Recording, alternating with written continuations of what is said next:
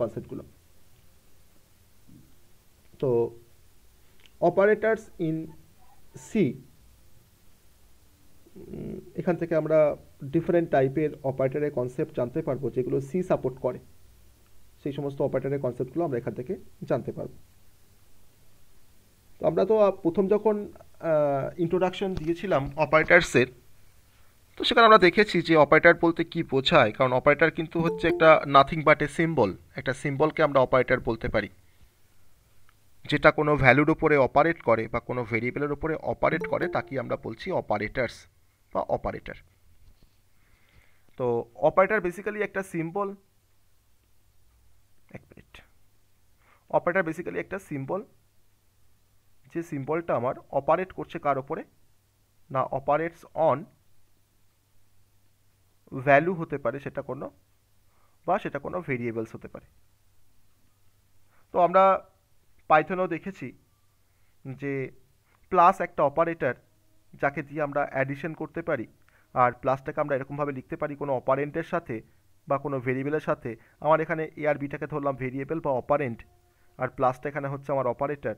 So প্লাসটা এখানে এ আর B এর উপরে অপারেট করছে, অর্থাৎ এর কন্টেন্ট আর বি এর কন্টেন্টের মধ্যে অ্যাডিশন করছে আমার এই প্লাস অপারেটর। এখানে এ আর বিটা হচ্ছে অপারেন্ট বা ভেরিয়েবল বলতে পারো, আর প্লাসটা এখানে কিন্তু বিহেভ করছে অ্যাজ এ অপারেটর। সো যার থ্রু দিয়ে আমরা কোনো অপারেশনস করতে পারি, বা যার হেল্প নিয়ে বা যে সিম্বলের হেল্প নিয়ে আমরা কোনো অপারেশন পারফর্ম করতে পারি, তাকেই বলছি আমরা অপারেটর। তো সিতে ওয়াইড রেঞ্জ অফ অপারেটর আছে। মানে ওয়াইড রেঞ্জ অফ অপারেটর কেন বলছি, মানে ভ্যারাইটি অফ টাইপের অপারেটার্স কিন্তু সি সাপোর্ট করে। তাহলে আমরা যদি কোনো স্পেসিফিক্যালি যদি কোনো ম্যাথামেটিক্যাল ক্যালকুলেশন করতে চাই বা কম্পিউটেশন করতে চাই, বা হয়তো কোনো লজিক্যাল কম্পিউটেশন করতে চাই অপারেন্টের ওপরে, তখন সেক্ষেত্রে আমরা হয়তো যে টাইপের অপারেটর নিয়ে কাজ করব। আবার ধরে নাও হয়তো আমি হয়তো একটা কোনো কন্ডিশন চেক করতে চাইছি, সেখানে হয়তো আমরা অন্য সেট অফ অপারেটর নিয়ে কাজ করব। তো আমার কিন্তু পারপাসটা ডিফারেন্ট। আমি যে পারপাসে কাজ করতে চাইবো তার জন্য কিন্তু আমাকে অপারেটরগুলোকে ভ্যারি করাতে হবে। প্লাস দিয়ে আমরা অ্যাডিশন করতে পারি, প্লাস দিয়ে নিশ্চয়ই সাবট্রাকশন করা যায় না, তার জন্য আমাদের ডিফারেন্ট সেট অফ অপারেটর আছে। তো প্রত্যেকটা অপারেটর কী কী টাইপের অপারেটর আছে সেটা আমরা দেখব সিতে। পাইথনেও দেখেছি। তো সিতে আমরা প্রথম যে টাইপের অপারেটর দিয়ে স্টার্ট করব, that is a arithmetic operator. কনসেপ্টটা কিন্তু অনেকটা সেম আমার পাইথন অপারেটরের মতন। পাইথন অপারেটর আমরা যা পড়ে এসেছি, আমরা এখানে কিন্তু অ্যারিথমেটিক অপারেটর কিন্তু আমরা সেম কনসেপ্ট পড়বো, কিন্তু একটু জিস্ট করে আমি বলবো, আমি অত ডিটেলসে যাব না আমাদের এই অ্যারিথমেটিক অপারেটরের কনসেপ্টে। তো যে অপারেটর দিয়ে আমরা কোনো অ্যারিথমেটিক বা ম্যাথামেটিক্যাল ক্যালকুলেশন বা অপারেশন পারফর্ম করতে পারি, তাকেই বলা হয় অ্যারিথমেটিক অপারেটর ইন সি। যেমন আমরা ম্যাথামেটিক্যাল ক্যালকুলেশন করতে আমরা প্লাস ব্যবহার করি, প্লাস একটা অপারেটর। আমরা ম্যাথামেটিক্যাল ক্যালকুলেশন করতে আমরা মাইনাস ব্যবহার করি, বা সাবট্রাকশন আমরা স্টার ব্যবহার করি, আমরা ডিভিশন বাই ব্যবহার করি, আমরা মডুলার ডিভিশন বা মডুলো অপারেটর ব্যবহার করি, যেটা আমরা পাইথনেও দেখেছি মডুলো অপারেটর। আবার এছাড়াও আমাদের আছে প্লাস প্লাস আর হচ্ছে মাইনাস মাইনাস। সব থেকে ভাইটাল দুটো অপারেটর প্লাস প্লাস আর হচ্ছে মাইনাস মাইনাস, যেটা কিন্তু আমরা ডিটেলসে আজকে পড়বো প্লাস প্লাস আর মাইনাস মাইনাসের কনসেপ্ট, যেটা কিন্তু আমাদের পাইথনে ছিল না, প্লাস প্লাস আর মাইনাস মাইনাস। তাহলে আমরা প্লাস ইউজ করে কাজ করতে আমরা জানি। আবার আমরা এখানে অ্যারিথমেটিক অপারেটরকে আমরা আবার টু টাইপে ডিভাইড করতে পারি। একটা হচ্ছে ইউনারি অপারেটর, আরটা হচ্ছে বাইনারি অপারেটর। আমার এইগুলো হচ্ছে এক্সাম্পল অফ এ অপারেটর। আমি আবার অপারেটরকে তোমার টু টাইপে ডিভাইড করছি, একটা হচ্ছে ইউনারি, একটা হচ্ছে বাইনারি। ইউনারি মানে হচ্ছে ওয়ান, আর বাইনারি মানে হচ্ছে টু। তাহলে এখানে ওয়ান টুর কি কনসেপ্ট না, যদি কোনো অপারেটর সিঙ্গেল অপারেন্ডের ওপর যদি সে অপারেট করতে পারে, যদি কোনো অপারেটর সিঙ্গেল অপারেন্ডের ওপর যদি সে অপারেট করে, তখন সেই অপারেটরকে বলা হয় ইউনারি অপারেটর। যেমন লিখছে হয়তো -5, -5টা আমার একটা এক্সপ্রেশন, অ্যারিথমেটিক এক্সপ্রেশন, যেখানে 5টা হচ্ছে অপারেন্ট আর মাইনাসটা হচ্ছে অপারেটর। তাহলে এখানে মাইনাসটা দেখো অপারেট করছে কার ওপরে, একটা সিঙ্গেল অপারেন্টের ওপরে। এই সিঙ্গেল অপারেন্ট বলেই কিন্তু এর নাম হচ্ছে ইউনারি মাইনাস। এটাকে তো আমি কিন্তু বলবো unary minus. Unary minus operator. আমি লিখতে পারি +6, প্লাসটা অপারেটর, 6টা হচ্ছে অপারেন্ট। সেই 6টা কটা অপারেন্ট? একটাই তো অপারেন্ট, 6। তার মানে এটাকে আমি বলতে পারি ইউনারি প্লাস। যদিও আমার ইউনারি প্লাসে কোনো জাস্টিফিকেশন থাকে না, কারণ একটা নাম্বারকে নর্মালি লেখা মানে কিন্তু সেটাকে +6ই বোঝায়। তাহলে যে অপারেটর সিঙ্গেল অপারেন্টের ওপরে অপারেট করতে পারে তাকে বলা হয় ইউনারি অপারেটর। আর যদি কোনো অপারেটর অপারেট করে দুটো অপারেন্টের ওপরে বা মোর দ্যান ওয়ান অপারেন্টের ওপরে, তখন তাকে বলা হয় বাইনারি অপারেটর। আমি যেমন লিখতে পারি a+b, লিখতে পারি 5+6। তো এখানে প্লাসটা হচ্ছে একটা অপারেটর। কি অপারেটর? না বাইনারি অপারেটর। কেন না প্লাসটা দেখো এখানে অপারেট করছে, এ একটা অপারেন্ট, বি আর একটা অপারেন্ট, অর্থাৎ নাম্বার অফ অপারেন্ট কত হলো এখানে? 2। তার জন্য কিন্তু প্লাসটাকে আমরা বলছি বাইনারি অপারেটর। তাহলে আমার প্লাস হতে পারে বাইনারি অপারেটর, মাইনাস হতে পারে বাইনারি অপারেটর। আবার এই প্লাস আর মাইনাস কিন্তু তোমার বিহেভ করে as a unary plus unary minus হিসেবে কিন্তু ব্যবহার করা যায় তাকে। আমার স্টার মাল্টিপ্লিকেশন করতে আমার অ্যাটলিস্ট দুটো অপারেন্ট দরকার, ডিভাইডেড বাই আমার অ্যাটলিস্ট দুটো অপারেন্ট দরকার, দুটো অপারেন্ট দরকার তোমার আমার এখানে মাল্টিপ্লিকেশন করার জন্য বা ডিভিশন করার জন্য। মডুলো ডিভিশন, এটা আমরা দেখে এসেছি খুব ভালোভাবে আমরা পাইথনে, যে আমাকে সবসময় রিমাইন্ডারটাকে আমাকে রিটার্ন করে। তো সেখানে আমরা দেখতে পাই যে 5 মডুলার ডিভিশন যদি আমরা 2 করি, এখানে কিন্তু দেখো এটা হচ্ছে একটা বাইনারি অপারেটর, আর 5টা হচ্ছে একটা অপারেন্ট, 2টা হচ্ছে আর একটা অপারেন্ট। তাহলে আমরা এখানে নাম্বার অফ অপারেন্ট করে না দুটো, তার উপরে অপারেট করছে দেখো মডুলার ডিভিশন বলে। এই সমস্ত অপারেটরগুলোকে বলা হয় বাইনারি অপারেটর, কারণ তারা অ্যাটলিস্ট দুটো অপারেন্টের উপরে অপারেট করতে পারে। আর ইউনারি কনসেপ্ট বলছিলাম, ইউনারি কনসেপ্ট বলতে গিয়ে আমার আরেকটা অপারেটর কথা সব থেকে মানে মনে পড়ে, সেটা সব থেকে ইম্পর্টেন্ট যেটা অপারেটর তার নাম হচ্ছে প্লাস প্লাস আর হচ্ছে মাইনাস মাইনাস। কারণ প্লাস প্লাসটাকে বলা হয় ইনক্রিমেন্ট অপারেটর, আর এই মাইনাস মাইনাসকে বলা হয় ডিক্রিমেন্ট অপারেটর। এই প্লাস প্লাস আর মাইনাস মাইনাস যখন কাজ করে তখন তারা কিন্তু একটা সিঙ্গেল অপারেন্টের ওপরে কাজ করে বা কাজ করতে পারে। তার জন্য এই প্লাস প্লাস আর মাইনাস মাইনাসকে কিন্তু বলা হয় ইউনারি অপারেটর। তাহলে আমার 4 রকমের ইউনারি অপারেটর আসলো। একটা হচ্ছে প্লাস, ইউনারি প্লাস, একটা হচ্ছে ইউনারি মাইনাস, একটা হচ্ছে প্লাস প্লাস, একটা হচ্ছে মাইনাস মাইনাস। এটাকে বলা হচ্ছে ইউনারি অপারেটর। আর বাইনারি কোনগুলো? না বাইনারির মধ্যে আমাদের এই সবগুলোই পড়ছে, শুধুমাত্র প্লাস প্লাস আর মাইনাস মাইনাসটাকে বাদ দিলে বাকি যেগুলো পড়ে আছে সবগুলোই হচ্ছে আমাদের বাইনারি অপারেটর, কারণ তাদের কিন্তু অপারেশন করার জন্য কিন্তু অ্যাটলিস্ট দুটো অপারেন্টের প্রয়োজন। তাহলে এখন আমরা ডিটেলসে যেটা দেখবো সেটা হচ্ছে plus plus versus minus minus. খুব ইনার কনসেপ্ট আমাকে জানতে হবে প্লাস প্লাস আর মাইনাস মাইনাসের মধ্যে। তাদের মধ্যে কিছু ডিফারেন্সও আছে, সেই ডিফারেন্সটা আমরা দেখব। এখানে আমরা প্রি ইনক্রিমেন্ট পোস্ট ইনক্রিমেন্টের কনসেপ্টটাও জানবো। সো এখন যেটা আমরা দেখব increment operator and decrement operator. এটাকে আবার স্পেসিফিক্যালি বলা হয়, প্লাস প্লাসকে আবার বলা হয় ইনক্রিমেন্ট অপারেটর, আবার মাইনাস মাইনাসকে তোমার বলা হয় ডিক্রিমেন্ট অপারেটর। তো সেই কনসেপ্টটা আমরা একটু দেখার চেষ্টা করি। তো ফার্স্টে আমরা চলে আসছি প্লাস প্লাসের কনসেপ্টে, বা যাকে আমরা বলছি ইনক্রিমেন্ট অপারেটর। এটাকে তুমি একটা সেপারেট ক্লাসিফিকেশনের মধ্যে রাখতে পারো, যে অ্যারিথমেটিক অপারেটর, নাম্বার 2 হচ্ছে ইনক্রিমেন্ট অপারেটর, নাম্বার 3 হচ্ছে ডিক্রিমেন্ট অপারেটর।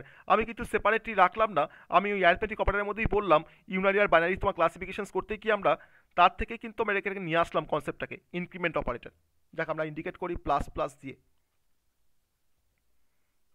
তাহলে প্রথমেই বলতে পারি যে প্লাস প্লাস হচ্ছে একটা one type of unary operator.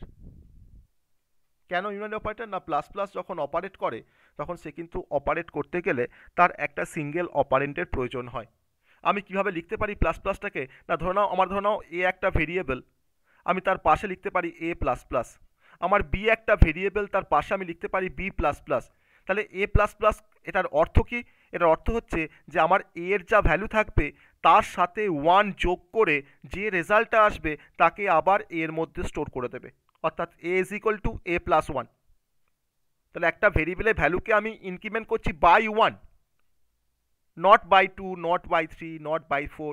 আমি এক করে যদি ইনক্রিমেন্ট করতে পারি কোনো ভেরিয়েবলের ভ্যালুকে, আর ইনক্রিমেন্ট করার পর তার মধ্যে যদি আমি স্টোর করতে পারি, তাকে আমরা বলছি plus plus. B plus plus মানে হচ্ছে এখানে বি এর ভ্যালু 1 বাড়বে, এখানে B is equal to B plus 1 হবে। তাহলে অর্থাৎ আমার যদি এ এর ভ্যালু যদি তোমার 5 থাকে, তাহলে এ প্লাস প্লাস অপারেশনসটা করার পর বা এ প্লাস প্লাস স্টেটমেন্টটা এক্সিকিউট হওয়ার পর আমার কিন্তু এর ভ্যালু হয়ে যাবে 6। তো সিমিলারলি আমার ডিক্রিমেন্ট অপারেটর এখানে যেমন 1 করে বাড়ছে, আমার ডিক্রিমেন্ট অপারেটর ক্ষেত্রে কিন্তু তোমার 1 করে কমবে। এবার এই যে বাড়ার কমা, এই যখন বাড়ছে সেই বাড়াটা কিন্তু আবার দু রকমের হতে পারে, দু রকমভাবে বাড়তে পারে।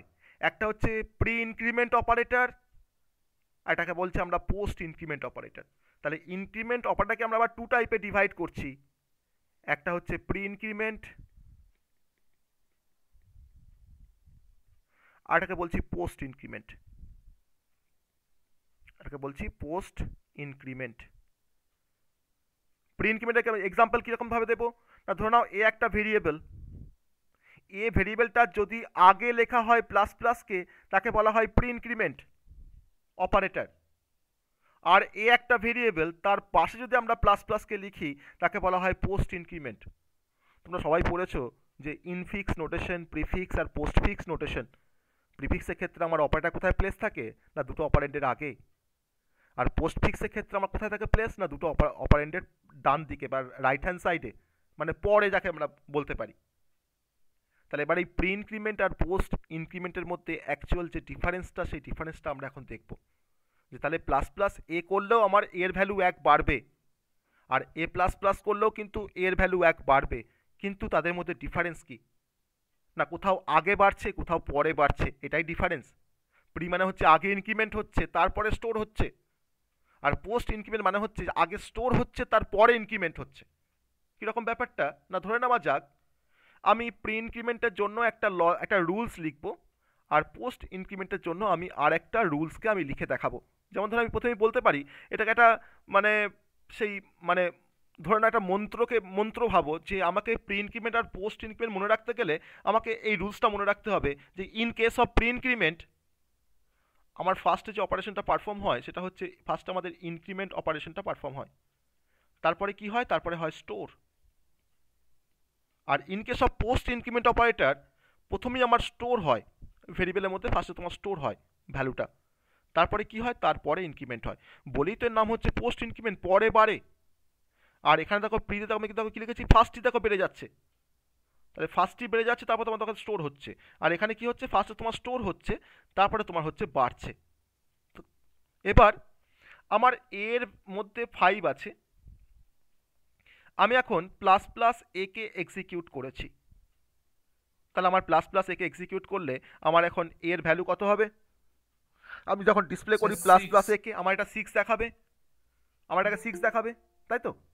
কিন্তু যদি আমার এর মধ্যে ধরো হয়তো 5 আছে, আমি এখন প্রিন্ট এফ করেছি এ প্লাস প্লাসকে, আমাকে কি দেখাবে, 5ই দেখাবে, 5ই দেখাবে। আচ্ছা কারণ ডবল প্লাস দিলে 5 দেখাচ্ছে কেন? হ্যাঁ, ডবল প্লাস দিলে 5 দেখাচ্ছে, মানে এখন বাড়ছে না, এখন বাড়ছে না, হুম, ফার্স্টে কি হচ্ছে, ফার্স্টে তোমার স্টোর হচ্ছে। তাহলে আগে তোমার এই 5টা আচ্ছা কি আগে তোমার স্টোর হলো, স্টোর যখন হলো তখন ও, তখন তুমি ডিসপ্লে করেছো, তখন তোমাকে 5 দেখাচ্ছে। কিন্তু এর পরের বার যদি তুমি আবার ডিসপ্লে করো এটাকে তখন তোমাকে কিন্তু 6 দেখাবে, প্রথমে স্টোরেজ হবে তারপরে ইনক্রিমেন্ট তারপরে হবে। ইনক্রিমেন্ট হবে, কারণ তার জন্য তো নামটা হচ্ছে পোস্ট ইনক্রিমেন্ট। পোস্ট মানে হচ্ছে পরে, পরে বাড়ে, আর প্রি মানে হচ্ছে আগে বাড়বে, তার মানে তোমার আগেই তোমার ইনক্রিমেন্ট হয়ে গেল। একটা সিম্পল একটা এক্সাম্পল নিয়ে দেখবো, একটা সিম্পল এক্সাম্পল নিয়ে দেখবো কনসেপ্টটাকে। একটা সিম্পল এক্সাম্পল ধরে নেওয়া যাক আমার এখানে ধরুন একটা কোড দেওয়া আছে যে ইন্টিজার i ইকুয়ালস টু 5, ওকে, আমি প্রিন্ট আপ করেছি পার্সেন্টেজ ডি, আমি আয়ের দুটো ভ্যালুকে ডিসপ্লে করব। আমি এখানে ডিসপ্লে করেছি আই, আর আমি এখানে ডিসপ্লে করেছি প্লাস প্লাস আই। তো এই কোডটাকে যদি আমি এক্সিকিউট করি আমাকে বলতে পারবে কি ভ্যালু আসবে, এই কোডটাকে এক্সিকিউট করলে কি আউটপুট আসবে বলতে পারবে? স্যার 5 আর 6 হুম, একজন বলছে 5 অ্যান্ড 6। স্যার 6 স্যার 6 5 আর আসবে 6 বেশ স্যার 6 6 আসবে বেশ, অনেকে বলছে 6 6 আসবে, অনেকে বলছে 5 আর স্যার 6 আসবে, স্যার 6 আবার তুমি বলছো হ্যাঁ 6 স্যার 6। 6 6 আসবে স্যার, সি এর রুলটা রাইট টু লেফট। এক্স্যাক্টলি, তাহলে আমার এই ইনস্ট্রাকশনটা যখন আমার এই স্টেটমেন্টটা যখন এক্সিকিউট করবে একটু ভালো করে দেখো সবাই, এটা কিন্তু খুব ভাইটাল। আয়ের মানটা দেখো ফার্স্টে 5 দিয়ে তুমি ইনিশিয়ালাইজ করেছো, এখন প্রিন্টএপের মধ্যে আমি একবার আইটাকে ডিসপ্লে করেছি, একবার প্লাস প্লাস আইটাকে ডিসপ্লে করেছি। তাহলে আমার এখানে প্রিন্টএফ স্টেটমেন্টের মধ্যে দেখো আমি প্লাস প্লাসটাকে ইউজ করছি। তাহলে এক্ষেত্রে আমরা সবাই তো ভাবছি যে আমার হয়তো এই প্রিন্টএফ স্টেটমেন্টটা প্রথমে আয়ের মানটা 5 আছে বলে আমাকে প্রথমে আয়ের মানটা এখানে 5 দেখালো, তারপরে হয়তো প্লাস প্লাস আই করে আমার আইটা বেড়ে 6 হয়ে গেল, কারণ প্রি ইনক্রিমেন্ট বলে আমাকে 6 দেখাবে। তাহলে 5 6 কিন্তু অ্যান্সার নয়, কারণ তুমি যেটা ভাবছো যে লেফট টু রাইট তুমি অপারেশনটাকে পারফর্ম করছো, অ্যাকচুয়ালি কিন্তু তোমার অপারেশনটা কিন্তু পারফর্ম হয় রাইট টু লেফট। এটাকে বলা হয় অ্যাসোসিয়েটিভিটি, এটাকে বলা হয় অ্যাসোসিয়েটিভিটি অফ অ্যান অপারেটর। আমরা দুরকমভাবে আমরা জানতে পারি। প্রিসিডেন্স আমরা পড়ছিলাম ইনফিক্স, প্রিফিক্স, পোস্টফিক্সে কনভার্সন পড়ার সময়, তাকে বলছি আমরা প্রিসিডেন্স, যে কার পরে কার কাজটা হবে। আর আমি কাজটাকে কোত্থেকে স্টার্ট করব, লেফট টু রাইট না রাইট টু লেফট, তাকে বলা হয় অ্যাসোসিয়েটিভিটি অফ অ্যান অপারেটর। যদি কোনো প্লাস প্লাস বা মাইনাস মাইনাস যদি কোনো অপারেটর থাকে আমার কোনো প্রিন্টএফ স্টেটমেন্টের মধ্যে, তার কিন্তু অ্যাসোসিয়েটিভিটি হচ্ছে রাইট টু লেফট। আমাকে ইভ্যালুয়েশন কিন্তু করতে হবে রাইট টু লেফট এই ফ্যাশনে। তাহলে এখন আয়ের মানটা 5, সেই আয়ের মানটা 5 তোমার এখন গিয়ে ঢুকলো কোথায়, প্লাস প্লাস আয়ের কাছে। প্লাস প্লাস আই মানে তো প্রি ইনক্রিমেন্ট, আপনি তো বলেছিলেন যে আগে ইনক্রিমেন্ট হবে তারপরে স্টোর হবে। তাহলে এখন প্লাস প্লাস আইকে যদি আমি এখন এক্সিকিউট করাই আয়ের মানটা 5-এর জন্য, তাহলে 5টা মানে নিশ্চয়ই 6 হয়ে যাচ্ছে, আগেই তোমার বেড়ে যাচ্ছে। আগে বাড়লে কী হবে না, আমাকে তখন 6 দেখাবে এটা রেসপেক্টে। সেই 6টা দেখো আয়ের মান কিন্তু তখন 6 হয়ে গেছে, সেই 6টা কিন্তু তোমার যখন এখানে আসছে তখন দেখো তোমার 6টা জাস্ট আয়ের মধ্যে অ্যাসাইন হচ্ছে। তাহলে এখন কিন্তু এখানে আয়ের মানটাও কিন্তু হয়ে গেল 6, তোমাকে কি অ্যান্সার দেখাবে, 6 আর 6 দেখাবে, তাই তো? তাহলে যদি আমরা কেউ 5 6 করি লেফট টু রাইট ইভ্যালুয়েশন করে, সেটা কিন্তু ভুল হয়ে যাবে।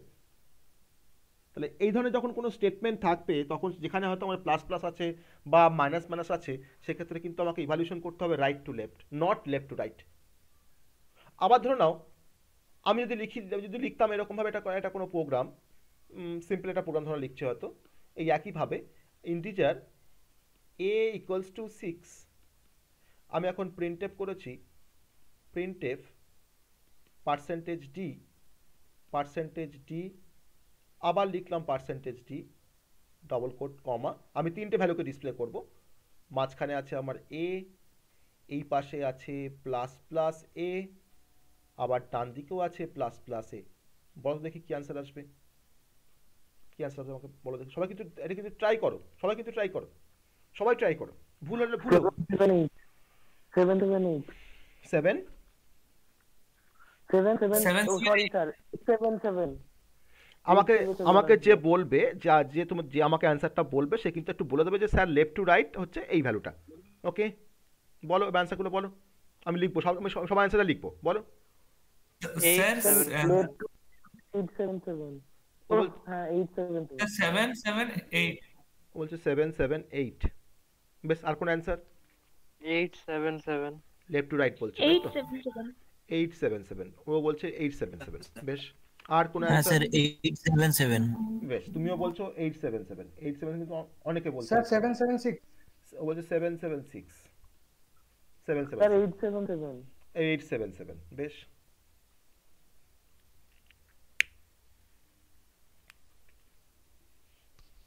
আর কোন অ্যান্সার? এই অপশন ছাড়া আর কোন অ্যান্সার? আর কোনো আদার অ্যান্সার যেটা এগুলো বাদ দিয়ে যেগুলো আসতে পারে, এটা বাদ দিয়ে আর কোনো অ্যান্সার আসতে পারে কারো মনে হচ্ছে? স্যার আমার মনে হচ্ছে 6 6 7 7 6 7 7, তাই তো? বেশ, আর কোনো অ্যান্সার? স্যার 7 6 7 7 6 7, কত অ্যান্সার পাচ্ছি? 7 6 7।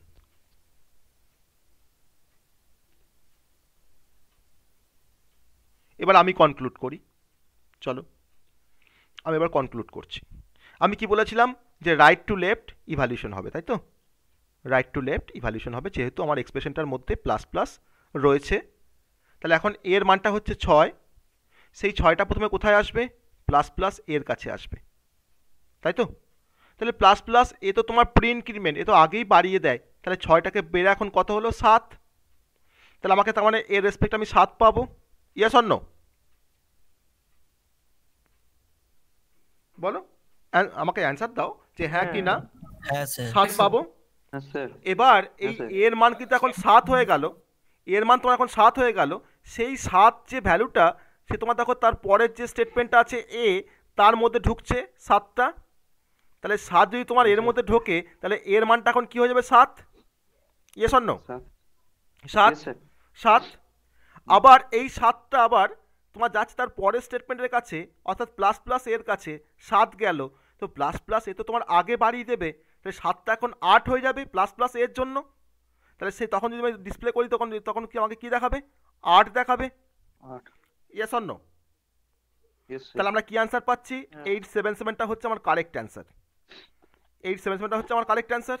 বাকিরা বুঝতে পারলে? যারা 778 বলেছো, বা যারা তোমার 776 বলেছো, বা যে 7677 বলেছো, বা যে 767 বলেছো, তারা বুঝতে পারলে যে কেন 877 আসছে? হ্যাঁ, স্যার বুঝতে পেরেছি। হুম। হ্যাঁ স্যার। এই অ্যান্সারটা সবার কাছ থেকে এক না আসা পর্যন্ত কিন্তু আমি নেক্সট টপিকে শিফট করব না। Next example, integer I equals to 9, printf %d I, I plus plus. ভালো করে বুঝবে, দিয়ে অ্যান্সার দেবে, ভুল হোক কিন্তু বুঝে অ্যান্সার দেবে, ঠিক আছে? বলো কি স্যার অ্যান্সার? 10 আর 9 10 বলছে 10 9। বাকিদের কাছে অ্যান্সার শুনবো, এটা হলেও শুনবো, এটা না হলেও অন্য কিছু হলেও সেটাও শুনবো। স্যার 10 9ই হবে স্যার। 10 9ই হবে বলছো, বাকিরা কি বলছো বলো? 9 10 9 10 স্যার 10 10 হবে। 10 10 হবে। আর 10 9 10 9, বেশ 10 9 তুমি বলেছো। আর কিছু এগুলো ছাড়া আর কোনো অ্যান্সার আসতে পারে?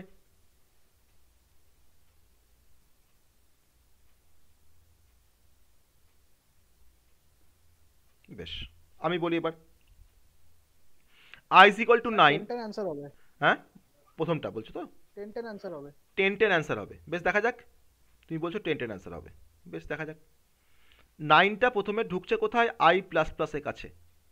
I প্লাস প্লাস কি করে? প্রথমে কি করে? স্যার বাড়িয়ে দেয়। প্রথমে বাড়িয়ে দেয় I প্লাস প্লাস? প্রথমে বাড়ায়? কে বাড়ায় আগে? প্লাস প্রথমে প্লাস I store করে। প্রথমে স্টোর করে। প্রথম স্টোর তাহলে স্টোর করলো I প্লাস প্লাস 9টাকে, তাহলে আমি কি দেখবো এখানে? 9ই দেখবো, 9ই পাবো আমি ডিসপ্লে করলে। পরে বাড়াবে তো, পোস্ট ইনক্রিমেন্ট, পরে ইনক্রিমেন্টটা হবে। এবার এই কন্ট্রোলটা যখন I প্লাস প্লাস থেকে যখন আয়তে যখন ফিরে আসছে, তখন কিন্তু 9টা আমার 10 হয়ে গেছে, সেই 10টাকে ঢুকছে কার মধ্যে? আয়ের মধ্যে। তখন তোমাকে কি দেখাচ্ছে? আয়ের ভ্যালু 10 দেখাচ্ছে। তাহলে অ্যান্সারটা কি হবে? 10 আর 9। বোঝা গেল?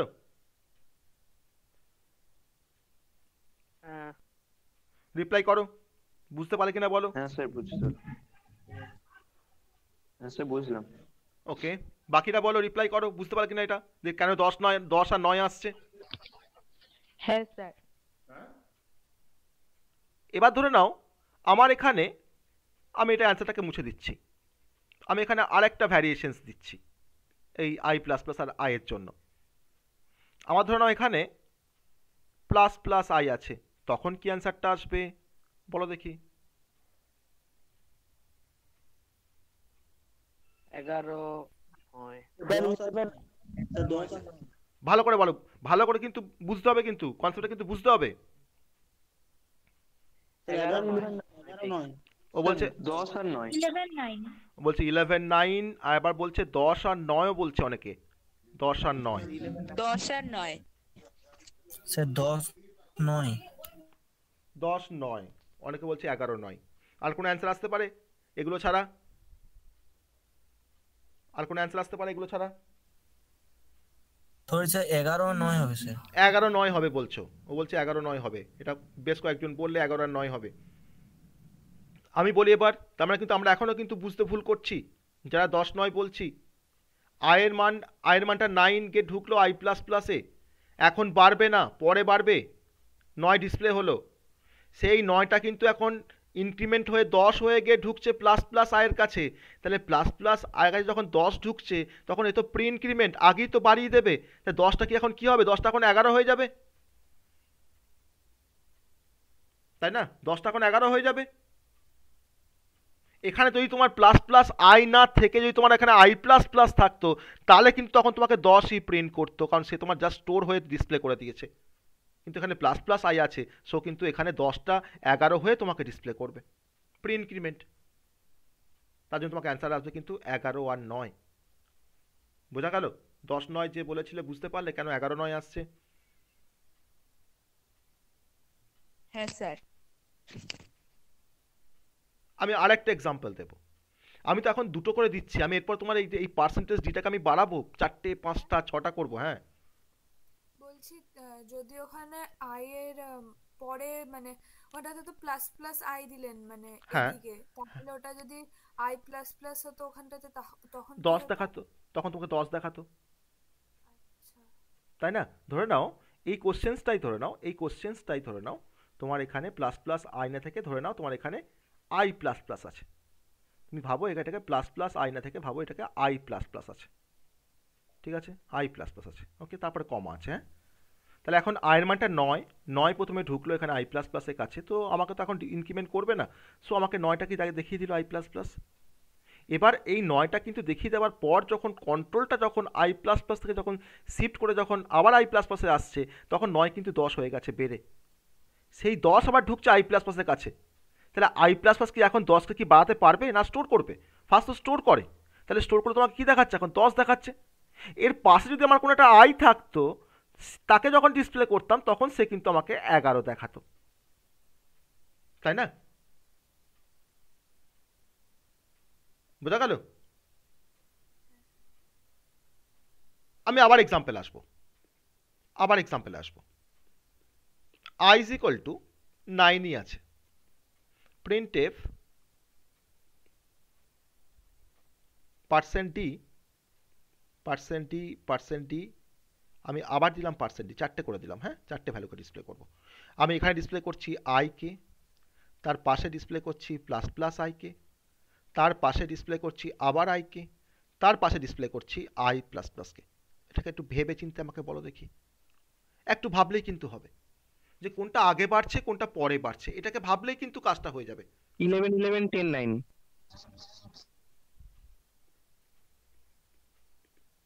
হ্যাঁ 11 11 10 9। 11 11 10 9। বেশ, যদি অন্য কোনো অ্যান্সার কারো আসে সে কিন্তু বলবে।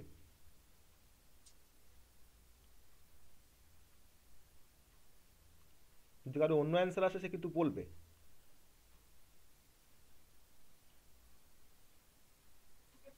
স্যার 12 11 10 9। স্যার 11 11 10 12 9। 11 10 9 হবে 10 9 স্যার। 12 বেশ, 11 10 9। 12 11 10 9 লিখেছি, এটা একটা অপশন লিখেছি। ধরো না তোমার এটা এমসিকিউ কোশ্চেন এসেছে, ধরো এটা অপশন এ, এটা অপশন বি দেওয়া আছে। আর কোনো অপশন কারো কাছে আছে?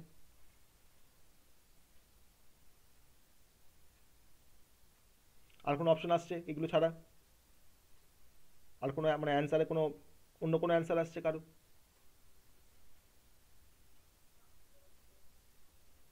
আসছে না, তাই তো? বেশ, রাইট অ্যানসার এই। দেখা যাক কি আসছে, দেখা যাক। আয়ের ভ্যালু 9, 9 ঢুকছে। আই প্লাস প্লাস এখন তো বাড়াবে না, ও জাস্ট এখন ডিসপ্লে করে দেবে 9টাকে, তো 9টা আমাকে ডিসপ্লে করে দিল। সেই 9টা যখন ডিসপ্লে করে দিল তারপরে কিন্তু আই প্লাস প্লাস করে কিন্তু সেটা 10 হয়ে গেছে, পরে ইনক্রিমেন্ট হয়েছে, post increment I plus plus. 10টা কি এখন আয়ের মধ্যে অ্যাসাইন হলো, তো আইটা আমাকে 10ই দেখাবে। তাহলে আই ভ্যালু তখন 10ই আছে, আই তো এটা সিম্পল আই। তাহলে সেই 10টা কি এখন ঢুকছে কোথায়? প্লাস প্লাস আয়ের কাছে। প্লাস প্লাস আই মানে হচ্ছে প্রি ইনক্রিমেন্ট, সে তো আগেই বাড়িয়ে দেবে। 10কে তাহলে 11 করে দিল, 11 করে আমাকে 11টাকেই ডিসপ্লে করছে। তাহলে এখন আয়ের মান কিন্তু 11, সেই 11 কিন্তু গিয়ে দেখো তোমার কার মধ্যে ঢুকছে? আয়ের কাছে ঢুকছে। এ তো বাড়াচ্ছে না কমাচ্ছেও না, কিছুই করছে না। তাহলে 11টাকে সে স্টোর করে নিয়ে তোমাকে আইটা ভ্যালু তোমাকে কিন্তু 11ই তোমাকে দেখাচ্ছে। সো অ্যান্সারটা কি আসবে? Option A 11 11 10 9। বোঝা গেল? ঠিক তো? এখানে তো 12 তো কোনোভাবেই আসতে পারে না, আমার তো লাস্ট এখানে তো আই আছে।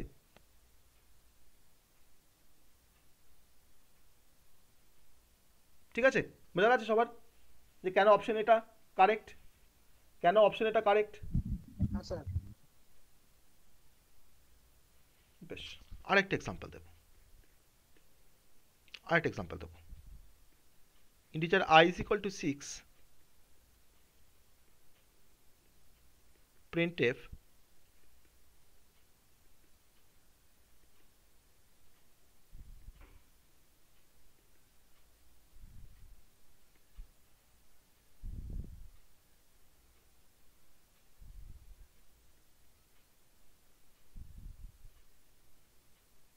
তাহলে স্যার a equal to 6 নিয়ে নিন। বেশ, বলো।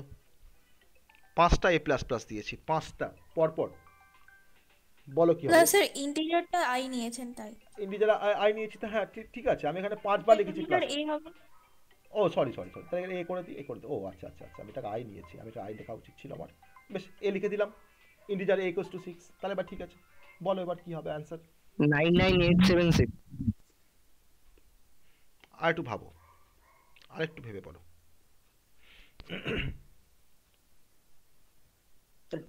স্যার 10 থেকে শুরু করে 6 পর্যন্ত প্রিন্ট হবে। 10 থেকে হ্যাঁ, শুরু স্যার। করে 6 পর্যন্ত প্রিন্ট হবে, তার মানে তুমি বলছো 6 পর্যন্ত। তাহলে 10, 9, 8, 7, 6। 6। বেশ, 10 থেকে শুরু স্যার করে 87766। একবার বলো 87766। 87766। বেশ, আর কোন অ্যান্সার? স্যার 109,876। হ্যাঁ, ওটা তো বলেছে অলরেডি। বেশ, তুমিও বললে। বেশ, 109,876। আর কোন অ্যান্সার?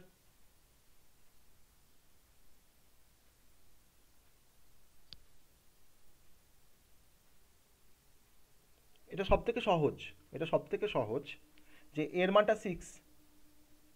আমরা তো এরকম ভাবে কেন সিকোয়েন্স করে করছি না, আমি যেভাবে তোমাকে মানে যখন যেভাবে বোঝাচ্ছি, তোমরা যদি এরকম একটা ফ্লো ডায়াগ্রাম করে নিতে পারো আমার মতন করে, তাহলে কিন্তু একটাও ভুল হবে না।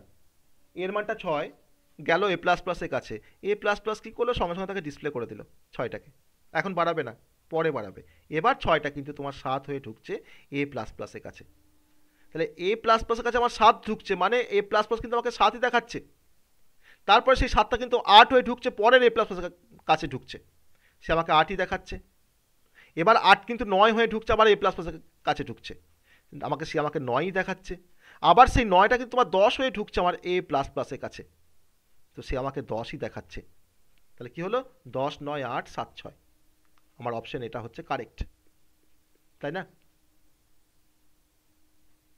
দেখো, সবাই দেখে আমাকে বলো যে ঠিক কি না, এই কনসেপ্টটা ঠিক কি না। আমরা যেভাবে তোমার এগিয়ে আসছি, আস্তে আস্তে এক্সাম্পলের দিকে ঢুকছি, আরও বেশি আমি বড় করছি, আরও পার্সেন্টেজ ডিটাকে বাড়াচ্ছি, আমি আরও বেশি স্টেটমেন্ট ঢোকাচ্ছি, আমি তো সেম কনসেপ্টটাকে নিয়ে তো এগিয়ে যাচ্ছি। আমার তো রুলস তো সেই একটাই। যদি আমাদের ডান দিকে যদি প্লাস প্লাস থাকে, তাহলে সে প্রথমে বাড়াবে না, সে প্রথমে যা ঢুকবে তাই ডিসপ্লে করে দেবে। কন্ট্রোল যখন তার কাছে যখন শিফট করে যখন নেক্সট জনের কাছে যখন যাচ্ছে, তখন সে কিন্তু এটাকে বাড়িয়ে তার মধ্যে ঢোকাচ্ছে। এই তো কনসেপ্ট। এবার ঠিক আছে, 10, 9, 8, 7, 6 কেন আসছে তার ক্লারিফিকেশন সবার কাছে ক্লিয়ার হচ্ছে? হ্যাঁ স্যার। হ্যাঁ স্যার। তো এবার আমরা আর একটা কনসেপ্টে আসবো। আমি তো এতক্ষণ ধরে প্লাস প্লাস দিয়েই কাজ করছিলাম, আমরা এবার প্লাস প্লাস আর মাইনাস মাইনাসটাকে আমি এবার মিক্সচার করব। আমি এখানে যেমন বলছিলাম যে আগে বাড়ছে পরে বাড়ছে, in case of decrement operator সেটা 1 করে কমাবে আমার কোনো ভেরিয়েবলের ভ্যালুকে, অবশ্যই তার নামই হচ্ছে decrement operator, as the name suggest.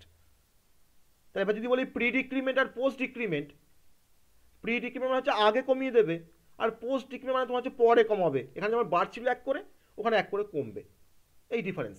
ওকে, তো ধরে নেওয়া যাক আমার integer I is equal to 6 আছে। আমি এখন প্রিন্টএফ করেছি %d, আমি এখানে প্রিন্ট করেছি প্লাস প্লাস I, আর এখানে করেছি মাইনাস মাইনাস I, সেমিকোলন। কি আউটপুট আসবে? খুব সহজ কিন্তু। স্যার 5 আর 6। হ্যাঁ স্যার 6 5 6 5 কারণ আয়ের মানটা 6 ঢুকলো মাইনাস মাইনাস আয়ের কাছে, তো এতে তো প্রথমেই কমিয়ে দেবে, তো কমিয়ে দিয়ে কি আমাকে কি দেখাচ্ছে 5, সেই 5টা আমার দেখো এখানে ঢুকছে প্লাস প্লাস আয়ের কাছে, তো প্লাস প্লাস আয় তো তোমার প্রথমেই বাড়িয়ে দেবে, তাহলে 5কে বাড়িয়ে 1 বাড়ালে কত হবে 6, আমার কি দেখাবে 6 5। ঠিক আছে, আমি এটা কিন্তু মিক্সচার করলাম, আমি কিন্তু এটাকে মিক্সচার করে দেখালাম। এবার একটা বড় একটা প্রবলেম দেবো, সেটাকে সবাই একটু চিন্তা ভাবনা করে বলবে, তারপরে আমরা নেক্সট টপিকে যাব। Integer i is equal two 10, এটা কিন্তু আমি একটা বড় একটা স্টেটমেন্ট দেবো, যেখানে কিন্তু আমার প্লাস প্লাস মাইনাস মাইনাস সবাই থাকবে। ওকে, সবাই থাকবে এখানে।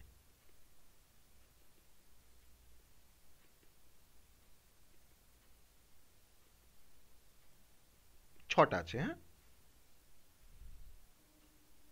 মাইনাস মাইনাস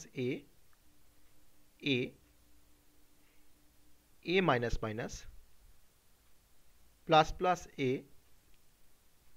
এ প্লাস প্লাস আর হচ্ছে অনলি এ। ওকে, বলতে হবে একটু ভেবে চিন্তে বলবে, আর আমাকে অ্যান্সার যখন বলবে a is equal to 10 হবে তো আবার আমি এখানে আই করে দিয়েছি a is equal to 10। Sir 10 11 11 12 10 10। বেশ, আবার বলো তুমি একবার অ্যান্সারটা একবার বলো একবার। স্যার 10 11 11, হ্যাঁ স্যার 12, হ্যাঁ 10 10। 10 10 ওটা অ্যান্সার বলেছে। আমি এটাকে অপশন এ ধরছি। বেশ, যদি কোনো অপশন আসে আবার লিখবো। স্যার 10 11 12 12 10 10 10 11 12 12 10 10, তাই তো বলেছো? তাই তো বললে তুমি? হ্যাঁ হ্যাঁ স্যার। বেশ, আর কোন অপশন আসবে? আর 10 11 12 12 10 10 11 12 10। বেশ, অনেক আবার 10 11 10 11 11 10। আরেকবার বলো 10 11 10 দুটো 11 10। তারপর দুটো না স্যার স্যার এটা ভুল লিখেছেন। 10 11 10 11 11 পাঁচটা হলো, আরেকটা আর 10। বেশ, স্যার 10 11 11 12 10 10 বেশ, তুমি এটাতেই বলছো, প্রথমটাতেই স্টিক থাকছো। বেশ, হ্যাঁ স্যার। স্যার আমার এটা মনে হচ্ছে 10 11 10 11 স্যার। হ্যাঁ বলো, 10 11 লিখেছি। না স্যার, আমি সরি প্রথম থেকে ভুল হয়ে গেল। হ্যাঁ বলো। আমারটা 10 11 হ্যাঁ 10 11 12 10। বেশ, আর কোন অ্যানসার আসছে কারো? আমার অপশন বি স্যার 10 11 হ্যাঁ 11 12 হ্যাঁ 11 10। বেশ, স্যার বি হবে স্যার। বি হবে। বেশ, দেখা যাক। Option B. বেশ, অপশন বি বলছে অনেকে। তুমি বলছো, বলো। Option B B B option B হবে। বেশ, দেখা যাক। Hello sir. হ্যালো স্যার, ই বলতেছি, ইটা হবে বলছো? হ্যাঁ স্যার, ইটা হবে বলছো। বেশ বেশ, এবার আমি একটু দেখি সবাই মিলে, চলো এবার সবাই মিলে একটু দেখি। এটা আমার 10 ছিল, 10 ঢুকলো, 10 আবার ডিসপ্লেও হয়ে গেল। সেই 10টা আবার 10ই ঢুকছে, কারণ এ তো বাড়াচ্ছে না কমাচ্ছেও না, 10ই ঢুকলো। এ প্লাস প্লাস পরে বাড়বে, 10টা এখন ডিসপ্লে হয়ে গেল। ওকে, সেই 10 যখন আবার পরে যখন যাচ্ছে কন্ট্রোলের কাছে, তখন 10টা কিন্তু 11 হয়ে ঢুকছে, কারণ এ প্লাস প্লাস পরে বেড়েছে, এ প্লাস প্লাস পরে বেড়েছে, তাই না? 11 হয়ে ঢুকলো, তাই তো? এবার এ প্লাস প্লাস এ তোমার 11টাকে পাওয়ার পর কি করে দেবে? 12 করে দেবে, কারণ তো প্রি ইনক্রিমেন্ট। সে 11টাকে পেলো, 12 করে কিন্তু ডিসপ্লে করে দিল। প্রি ইনক্রিমেন্ট 12, এখন কিন্তু এর মান কিন্তু 12। সেই 12 যখন ঢুকছে এ মাইনাস মাইনাসের কাছে, এ তো ডিক্রিমেন্ট করে, কিন্তু এখন নয়, পরে। তাহলে সে কিন্তু এখন 12টাকে এখন জাস্ট ডিসপ্লে করলো। ওকে, ডিসপ্লে করার পর সে 1 কমিয়ে আবার ঢোকাচ্ছে এর কাছে, অর্থাৎ এখন ঢুকছে এখানে 11 ঢুকছে, এটা আমাকে 11ই দেখিয়ে দিল। সেই এর মানটা 11 তোমার দেখো ঢুকছে আবার মাইনাস মাইনাস এর কাছে, এ তো প্রি ডিক্রিমেন্ট, আগেই কমিয়ে দেয়। তাহলে এখন 11টা কমে গিয়ে কত হয়ে গেল না 10। তাহলে কি অ্যান্সার হচ্ছে 10 11 12 12 10 10, অর্থাৎ অপশন বিটা হচ্ছে কারেক্ট অ্যান্সার। সবাই বোঝা গেছে কীভাবে করলাম জিনিসটা, কীভাবে আমি এটাকে দেখালাম, সবাই বুঝতে পেরেছো? হ্যাঁ স্যার। হ্যাঁ স্যার। তাহলে আমাকে প্রত্যেকটা সিকোয়েন্স কিন্তু মনে রাখতে হবে যে আগে কি হয়েছে আর পরে কি হবে, কি ঢুকছে আর কি ডিসপ্লে করছে। এটাকে মনে রাখতে পারলেই কিন্তু আমরা এই ধরনের প্রবলেমকে সলভ করতে পারবো। আর এরকম প্রবলেম কিন্তু বেসিক্যালি একটা আউটপুট ফাইন্ডিংস দেয়, যে write the output of the following code. যদি তোমাকে এরকম একটা কোড দিয়ে দেবে, তার আউটপুটে তোমাকে ফাইন্ডিং করতে বলবে, এটা আইদার এমসিকিউ আসতে পারে কিংবা ডেসক্রিপটিভ কোশ্চেনের মধ্যেও আসতে পারে। 5টা এরকম আউটপুট ফাইন্ডিংস দিয়ে তোমাকে 5 নাম্বার দিয়ে দেবে, তখন কিন্তু কোনো অপশন থাকবে না, তখন তোমাকে জাস্ট অ্যান্সারটা কিন্তু লিখতে হবে। আর এই যতগুলো কনসেপ্ট দেখালাম, যদি তোমরা ভেরিফাই করতে চাও, তোমরা কিন্তু অবশ্যই এটাকে ভেরিফাই করবে টার্বো সি প্লাস প্লাস কম্পাইলারে। Turbo C plus plus compiler দিয়ে কিন্তু ভেরিফাই করবে, বাকি আদার্স কম্পাইলার দিয়ে ভেরিফাই করলে কিন্তু ডিফারেন্ট কম্পাইলারে কিন্তু ডিফারেন্ট অ্যান্সার আসবে। স্যার অ্যান্সার আসবে, but left to right answer আসে। Exactly, left to right answer আসবে, কিন্তু অ্যাকচুয়ালি কিন্তু রুলসটা হচ্ছে, কারেক্ট রুলসটা হচ্ছে রাইট টু লেফট ইভ্যালুয়েশন করা।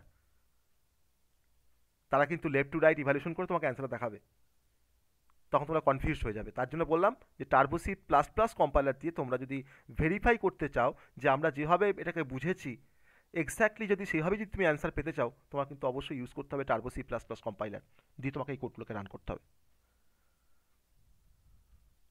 ওকে, বোঝা গেল? তাহলে আমরা নেক্সট টপিকে শিফট করব। হ্যাঁ স্যার। করতে পারি। স্যার বলছি এক্সামে কোশ্চেন এলে রাইট টু লেফট সিকোয়েন্স অবশ্যই অবশ্যই অবশ্যই অবশ্যই রাইট টু লেফট সিকোয়েন্সে তুমি অ্যান্সার লিখবে। হ্যাঁ, পরীক্ষায় কোশ্চেন আসলে রাইট টু লেফট সিকোয়েন্সে তুমি অ্যান্সার। বলছি যে সি প্রোগ্রাম যখন লিখবো তখন মানে স্টার্টটা কিভাবে করব একটু বলবেন? ওটা আমি আসবো।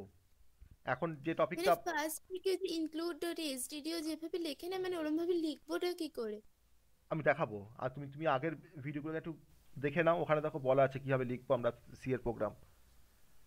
ঠিক আছে, সেখানে দেখো বলা আছে সি এর প্রোগ্রাম কিভাবে লিখবো, কিভাবে স্টার্ট করা হয়, কিভাবে এন্ড করা হয়, কিভাবে অপারেশন করব, সব সেখানে বলা আছে। আমি আবার প্রোগ্রামিংয়ে আসবো। এখন আমরা যেটা বুঝছি সেটা হচ্ছে অপারেটার্স। তুমি এখন এটাকে বোঝার চেষ্টা করো যে অপারেটার্স কীভাবে কাজ করছে, তার ডিফারেন্ট কনভেনশন, তার ডিফারেন্ট রুলস। ওকে, সেই কনসেপ্টটা আমরা আসবো। তাহলে আমাদের অ্যারিথমেটিক অপারেটর কমপ্লিট হলো।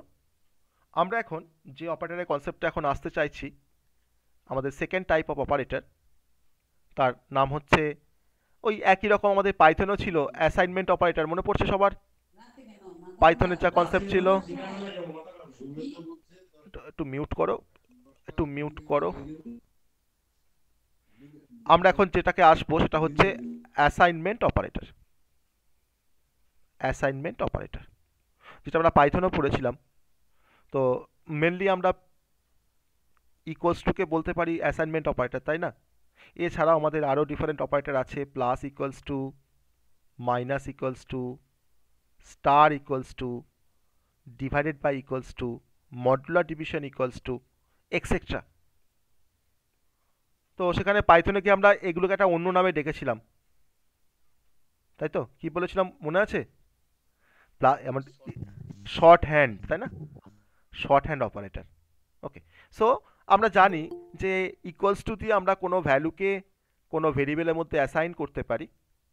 ইকুয়ালস টু দিয়ে আমরা কোনো ভ্যালুকে আমরা কোনো ভেরিয়েবলের মধ্যে অ্যাসাইন করতে পারি। আমরা এরকমভাবে কোনো নোটেশন ব্যবহার করতেই পারি যে এ ইকুয়ালস টু 5 বা বি ইকুয়ালস টু 6।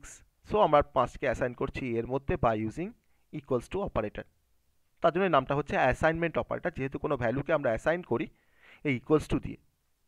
আমরা আবার দেখেছিলাম যে প্লাস ইকুয়ালস টুকে আমি কীভাবে ব্যবহার করতে পারি না, এ প্লাস ইকুয়ালস টু যদি আমার এখানে 1 থাকে, একটা স্টেটমেন্ট ধরে নাও, তাহলে এ প্লাস ইকুয়ালস টু 1 মানে হচ্ছে a is equal to a plus 1।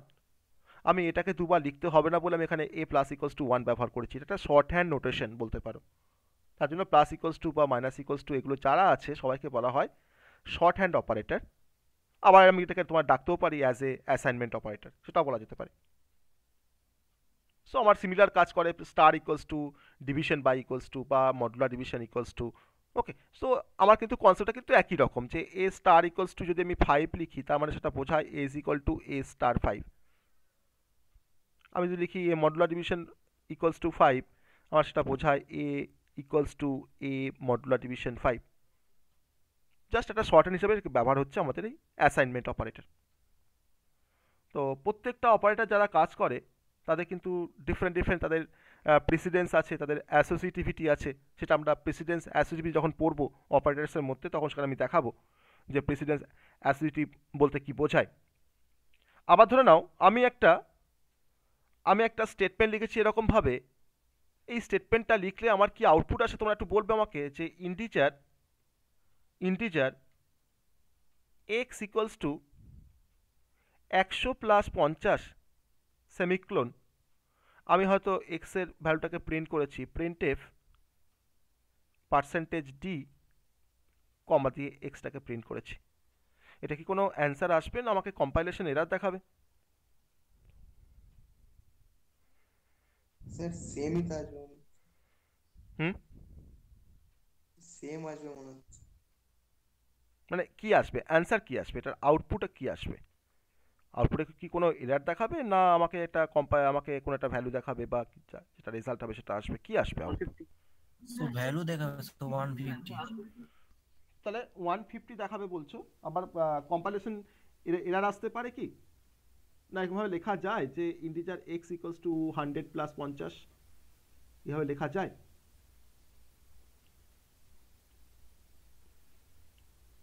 তাই না?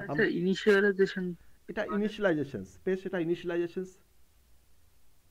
অবশ্যই এটা ইনিশিয়ালাইজেশন। আমি 100 প্লাস 50 করে 150 করে আমি তাকে এক্স এর মধ্যে অ্যাসাইন করছি। So the value of x will be the 150, আর তারপর তাকে আমি ডিসপ্লে করছি এক্স এর ভ্যালুটাকে, আমাকে অবশ্যই দেখাবে 150। এটা কোনো এরার নয়, এটাও ভ্যালিড সিতে, তাই না? এটাও ভ্যালিড। এটা কিন্তু একটা ইকুয়ালস টু একটা কাজ বলতে পারো, আমরা এইভাবে কিন্তু অ্যাসাইন করতে পারি। সাপোজ ধরে না হয়তো আমি এখানে লিখেছি হয়তো যে ইন্টিজার, আমি যেটা লিখলাম ওখানে যে আমি এটাই লিখবো হয়তো এখানে, যে ইন্টিজার এ ইকুয়ালস টু, বা এক্স লিখেছিলাম, এখানে লিখলাম এ ইকুয়ালস টু 100 প্লাস হয়তো 76। ওকে, আমি ধরুন এখানে এটাকে ডিসপ্লে করছি, এর ভ্যালুটাকে আমি ডিসপ্লে করছি।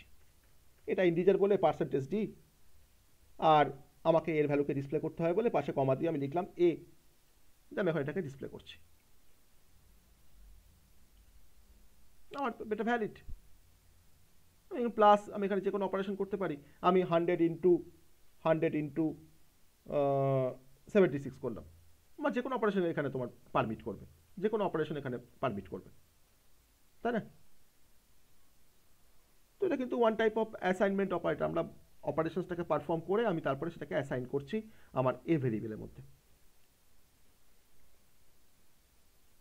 that is the assignment operator, basic concept of assignment operator।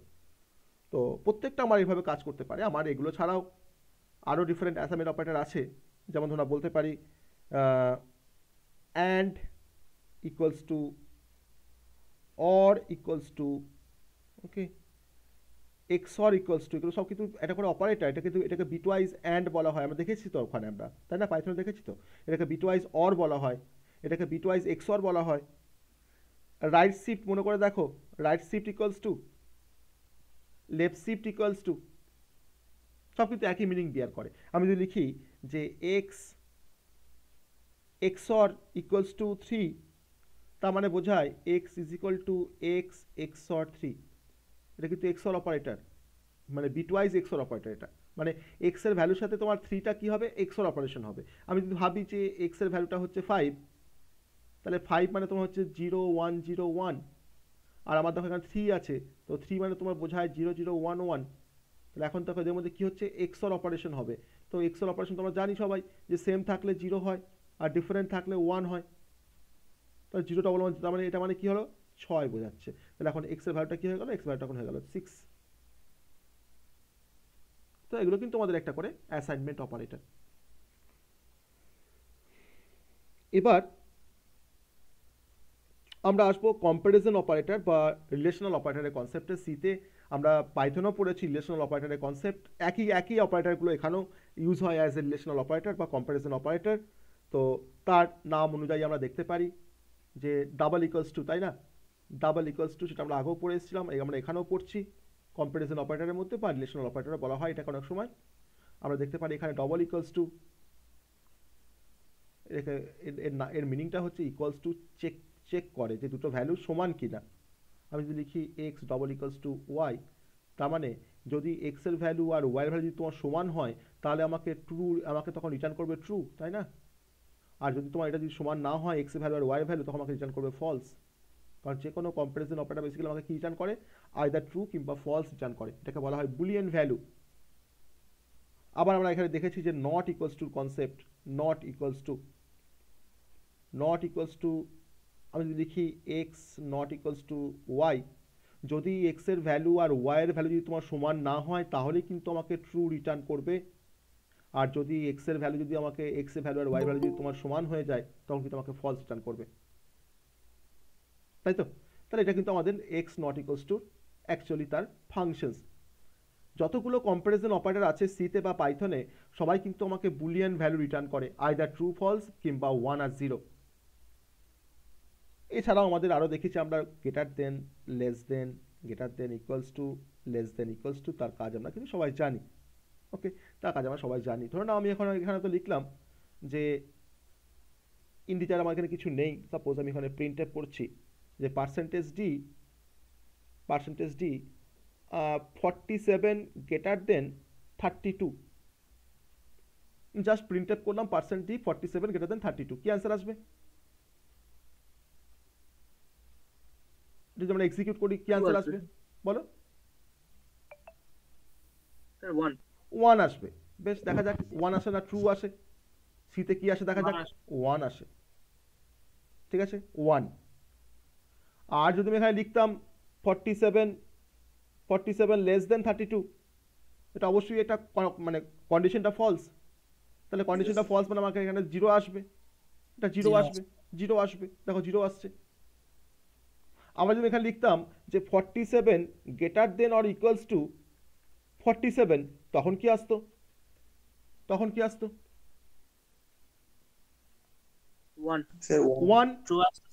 True আসতো, তার মানে 1 আসতো এখানে, কারণ এখানে ইকুয়ালস টুটা দেওয়া আছে তার জন্য 1 আসছে, তাই না? তো যতগুলো কম্প্যারিজন অপারেটর আছে সবাই কিন্তু আমাকে বুলিয়ান ভ্যালু রিটার্ন করে যখন তারা ইভ্যালুয়েট হয়। এটা হচ্ছে কম্প্যারিজন অপারেটরের বেসিক কনসেপ্ট। আমি হয়তো ডিটেলসে ঢুকছি না, কারণ এটা আমরা পাইথনে অলরেডি ডিটেলসে পড়েছি কীভাবে কাজ করে প্রতিটা অপারেটর। আর আমরা এগুলোকে কোথায় ব্যবহার করতে পারবো না, যখন আমরা কিছু কম্প্যারিজন করবো আমাদের প্রোগ্রামিংয়ে, যখন কোনো কম্প্যারিজন করবো, ধরো না হয়তো আমি গ্রেটেস্ট অফ 2 নাম্বার বের করছি বা স্মলেস্ট অফ 3 নাম্বারস বের করছি, বা হয়তো কারোর সাথে কম্পেয়ার করছি।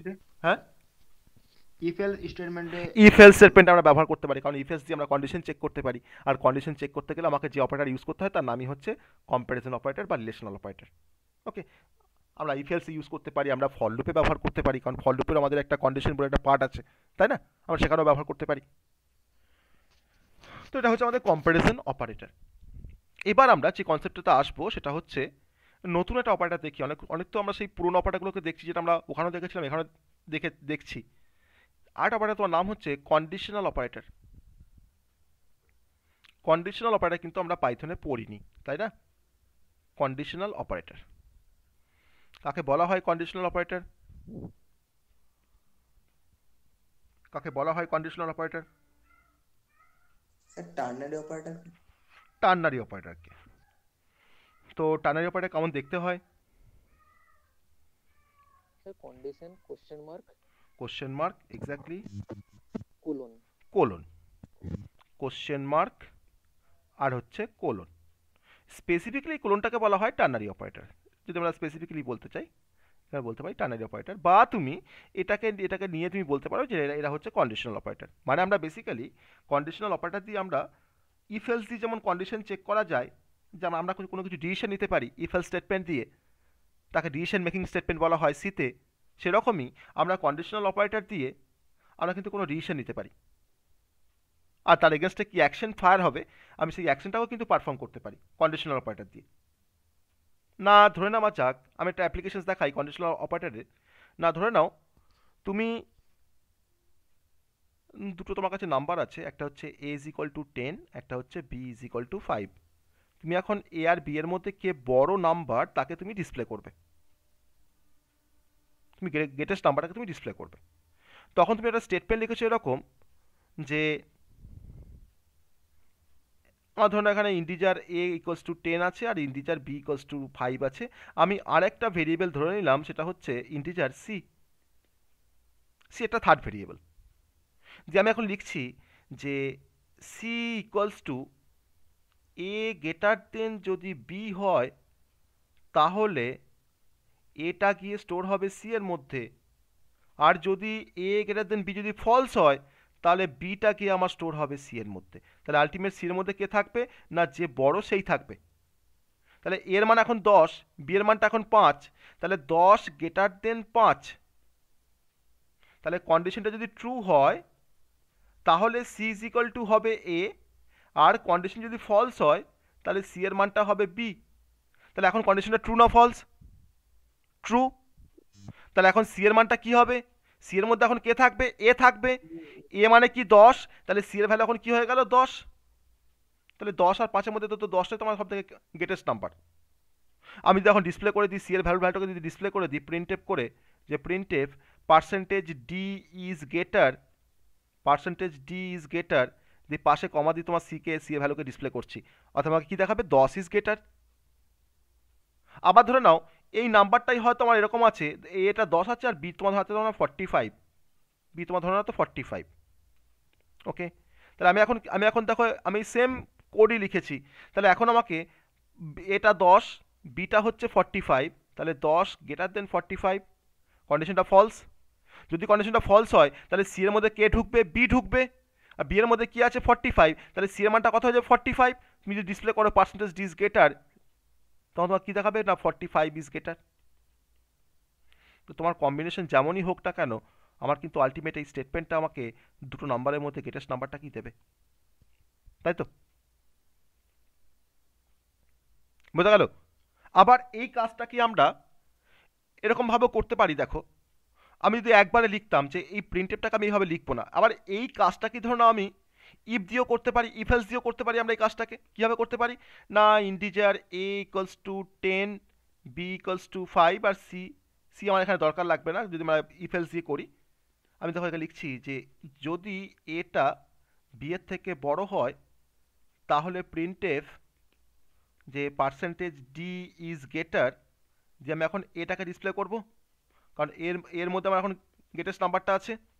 ইফটাকে শেষ করলাম, আর যদি ইফটা ফলস হয় তখন আমার এলসের কাছে আসবে কন্ট্রোলটা, তখন আমি ডিসপ্লে করছি প্রিন্টএফের মধ্যে যে পার্সেন্টেজ ডি ইজ গ্রেটার, দিয়ে আমি এখন ডিসপ্লে করছি বিটাকে, পার্সেন্টেজ ডি ইজ গ্রেটার দিয়ে এখন ডিসপ্লে করছি বিটাকে। তো আমি এলসটাকে শেষ করলাম। তাহলে আমার প্রথমে এর মানটা 10, বি এর মানটা 5, তাহলে এখন তখন তোমার দেখো চেক হচ্ছে কন্ডিশনটা 10 গ্রেটার দেন 5, কন্ডিশনটা ট্রু। যদি কন্ডিশনটা ট্রু হয় তাহলে আলটিমেট আমার ইফের মধ্যে কি থাকছে, তার মানে এই পুরো স্টেটমেন্টটা রিপ্লেস হয়ে এখন হয়ে আছে তোমার ইফ 1, তাই না? 10 গ্রেটার দেন 5 একটা স্টেটমেন্ট, কম্প্যারিজন একটা স্টেটমেন্ট, তাহলে সেটা যদি এখন ইভ্যালুয়েট হয়ে এখন কি আসছে? 1 আসছে। তাহলে ইফের মধ্যে 1 থাকা মানেই হচ্ছে যে ইফের কন্ডিশনটা ট্রু। তাহলে এখন ইফের মধ্যে ঢুকছে কন্ট্রোলটা, ঢুকে তোমাকে প্রিন্ট করছে পার্সেন্টেজ ডি ইজ গ্রেটার, মানে হচ্ছে পার্সেন্টেজ ডি এর জায়গায় তোমার কে ডিসপ্লে হবে না এর ভ্যালু তোমার ডিসপ্লে হবে এখানে। তাহলে এর ভ্যালু কত আছে? 10 আছে, তোমাকে দেখাচ্ছে 10 ইজ গ্রেটার, এটার আউটপুট প্রোগ্রামটার। ওকে, সালে আমরা বুঝতে পারছি যে আমরা একই কাজকে ইফ এলস দিয়ে যেমন করতে পারি, সেই সেম কাজটাকে কিন্তু আমরা কন্ডিশনাল অপারেটর দিয়েও করতে পারি। কিন্তু ব্যবহার করার দিকে আমার একটু সিনট্যাক্সের ডিফারেন্স আছে আর আমার পারফরমেন্সের কিছু ডিফারেন্স আছে।